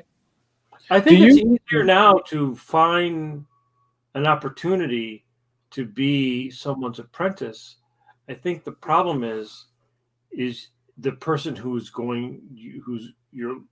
would be the master has to have the time and the kind of personality and be willing to take that time to train somebody. You know what I mean? Because I have had two, you know, Mimi and Liang, and I've trained them and worked with them and share stuff with them. But you have to have the personality and also be willing to, like, if they do something and it's not right, redo it in a way that teaches them this is how you fix it. And some people just don't have that personality that they could do that, you know. Right. I think the old school guys back in the day, like the Eisners and back in that era, you had 10 guys in a studio. You know what I mean? That's just how it seemed to work. But probably since at least the 60s, nobody, less and less and less. The only person I know who did that regularly was this guy named Tex Blaisdell, who used to assist a lot of people. He assisted Hal Foster. He assisted, you know, the guy doing Superman. He did a lot of, that was his thing, like to work on background pencils, ink, and all the different styles. But I also, like what Jamar says, I think that our society is set up so that you don't have a apprentice, journeyman, and master like we used to. And almost every trade had that structure, right? Like you didn't start out being a master plumber. You didn't start out being a master carpenter. You didn't start out being a master farmer. No trade, you had to learn and move your way up. And now people are like, fuck that. Right. I'm going to the top. Right. Or you go to art school. Right. Well, I mean, it evolved. That idea has kind of evolved into art school training. You know what? You're right, because I see that from that's an ego thing and an attitude. While you're going through art school, a lot of the professors, and this is just things that I see, put thoughts into a student's head that they're already these things while they're in class. Like, well, my animation class or my students who are animators, but you haven't done anything yet, right? So I really am one of the types of people that won't give you the designation of an artist until you're out of school. And the reason I act like that is because I think being a student is a very important part and place of time in your discovery. Be a student, learn stuff, be open to maybe changing lanes because you found something else that appeals to you. But you kind of get stuck into a rut. It's like, oh, well, everybody calls me a painter. I guess I'm a painter. And then you graduate and the structure is gone, and then you fall on your face. And also, there's automatic advancement, which in the old days in a trade, they didn't let you advance from apprentice to journeyman. Like come through, and then they say, well, they have all these classes that teach you how to do stuff, but they don't really have any classes that they don't prepare you for the business side of things, or how to sell, or how to get work, or whatever. Right. That's what pencil to pencil's for. Exactly. Well, I think having gone through art school, starting and really go, because I started school for a semester after I graduated from high school, but I quit, and then I went back when I was 45, just started 44, turning 45 to go back to finish my undergrad and then finish my master's. You know, a lot of people come in too early, and they think that that's what they do, and then by the time they come in at 17, but by the time they're 23, that's not what they want to do anymore. But they spent 4 or 5 years kind of figuring out that that's not what I wanted to do, right? But then you've got like this huge amount of debt that's like, okay, well, I really don't want to be an artist. I want to be, I don't know, an airline pilot. Well, now you gotta go pay all that extra money to do that other thing. And it's also generational, because part of the generation of some of the people I had as teachers, what you were talking about would be no, we don't try to fit the square peg in the square hole in the round. It's whatever you want. It's freedom. It's freedom of expression, which is fine within an art school. But then when you get out, people are like, well, yeah, expression, but I need you to do this thing. Right. I need you to change the coffee filter. I need you to expression. I need you to draw this, like you get your script, right? Would you say the average time you had to draw an issue of anything is 2 weeks? No. Less, more or less? 4 weeks.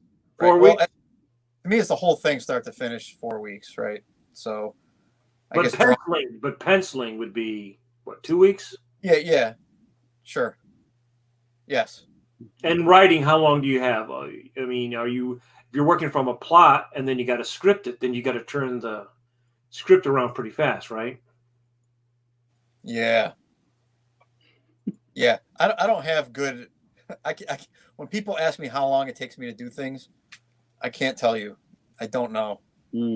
I know roughly the whole thing is a month for like one issue, but your month isn't segmented out into these phases of pencils. Take this long, inking takes a little shorter. You just probably never kept track of it. Yeah, you just kind of keep going until it's done. You keep. I wind up just cutting everything else out of my life, and then I'm just like, okay, what's the next thing? Move forward, keep doing it. Do you have very clear stages, like I don't do this until I do this, or is there bleed? I used to do like a full page, like every day, pencils, inks, lettering. Yeah. And then I would and then scan it, and I would save the coloring till the end. But I go every day, like do a full page, and then I got to the point where I try to pencil in batches, like batches of like 5 or 10 pages or 20. Get the whole thing penciled, then get the whole thing inked, because then there's the momentum I get of being in whatever particular discipline I'm working on. Yeah. And then when I'm inking, I'll try to ink 2 pages at the same time. So I'll work on an area, and then when I realize I don't know what's still wet, I'll move to a fresh page, and then just trade them back and forth. Yeah. Do you start, when you're inking, do you start with warming up with the backgrounds and then go to the figures, or you just ink whatever? I start with lettering. Like I'll do thumbnails to just to figure out the layouts of the panels and placement and everything. And then, but when I finally go to the board, I actually still letter by hand.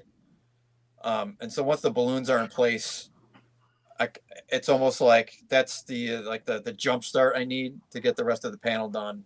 And then it's roughing out shapes and all that, depending on if it's like an establishing shot, then I draw like the background first and add everything else on top of it. It's close-ups, you draw the people and then you fill in the background behind it. Cool, man. All right, I'm gonna put a pin in this, because I know I asked you if you were available for an hour, not 2.5. So, Chris and John, where can we find you guys online? Give us a plug for your socials or your websites. I'm at CHRISGIARRUSSO.com. Who are you? And you're on Insta, right? Or just Facebook? Or is that Instagram and Facebook and Twitter? But I'm kind of on and off. Like I might be kind of disappearing from that for the rest of the year. Like after like I have this piece. well? Hold on. Let me connect. I'm going to share that. Go ahead. Yeah. Here There we you go. This is up for auction right now with the New York Comic Con. Okay. To raise money for St. Jude's Children's Hospital, along with dozens, if not hundreds, of other pieces from very fine, talented people in comics. So I literally came back to social media. I had You were in a little blackout, so to speak. I was on a blackout. I came back just to promote this show that I'm doing right now with you. Thank you very much. And the New York Comic Con piece, because we want people to raise money for the Children's Hospital. But I'll probably, like I said, taking the rest of the year off. I'm doing some off-season work. I love it. But you can always find me at CHRISGiarRUSSO.com. Cool. John, what about you? Where can we find you? I'm the Real Tote Man on Instagram and Twitter, and Tote Man on Facebook. I like it. Cool. Gentlemen, thank you so much for your time tonight. I'm having me on, man. You have an awesome podcast, and congratulations again on the book. Thank you, sir. Scholastic. Thank you, all three of you, for letting me crash it. I want to do a Liam E-Man crossover. Oh yeah, that sounds awesome. Let's do it. Thank you guys. Have a great night. Scholastic won't let you. Oh yeah, I'll have to get my agent on that. That's right. All right, you guys. Thanks so much. It was great having you. Both you guys again. All right. Thanks, man. Good luck with everything. We'll see you guys soon. You too.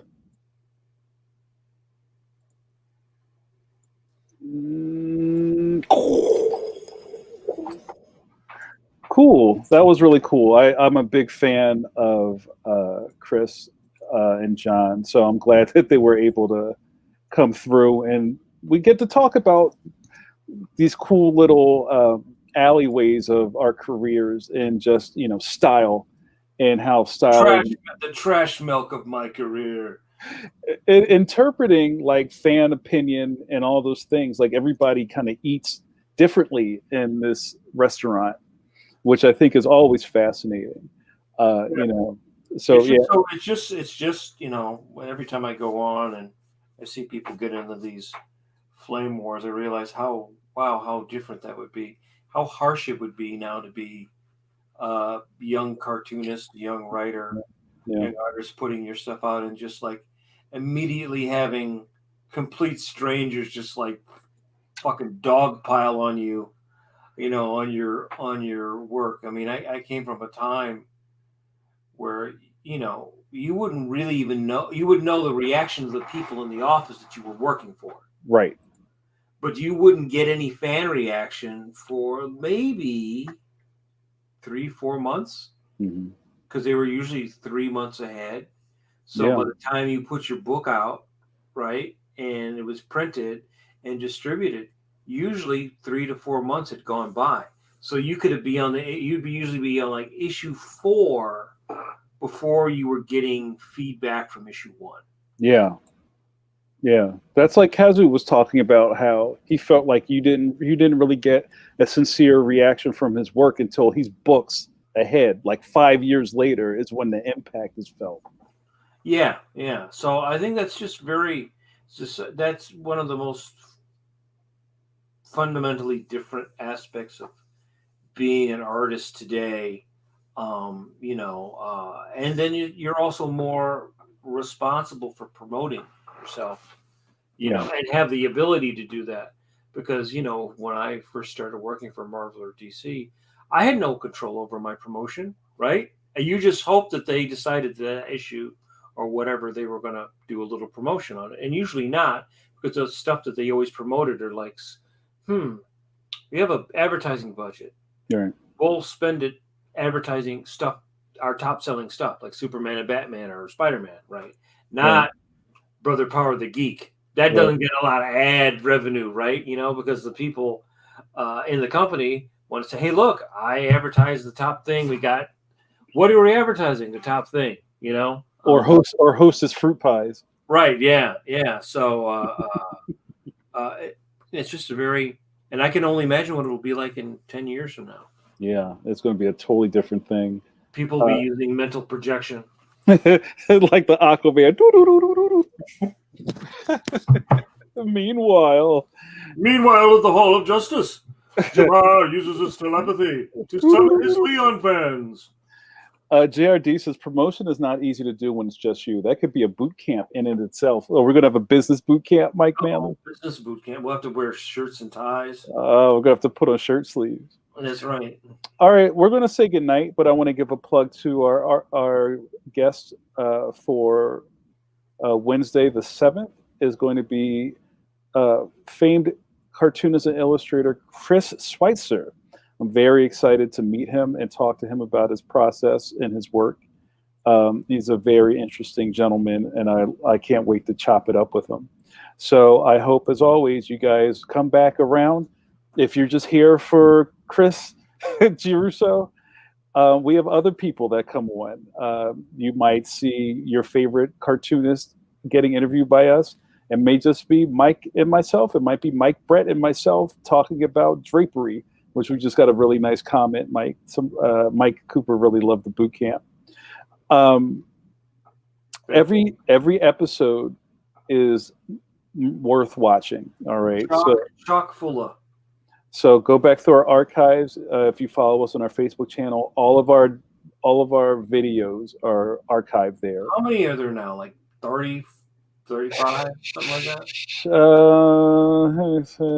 I can't. I don't count so good.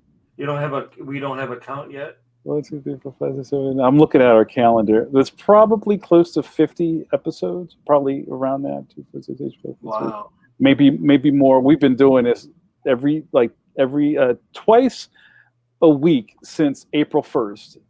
So we're really kind of bagging them up right now. So there's plenty to wet your whistle at pencil to pencil. All right, I'm out. For my our brother in absence, Brett Blevins, and my best bud Mike Manley. I'm Jamar Nicholas.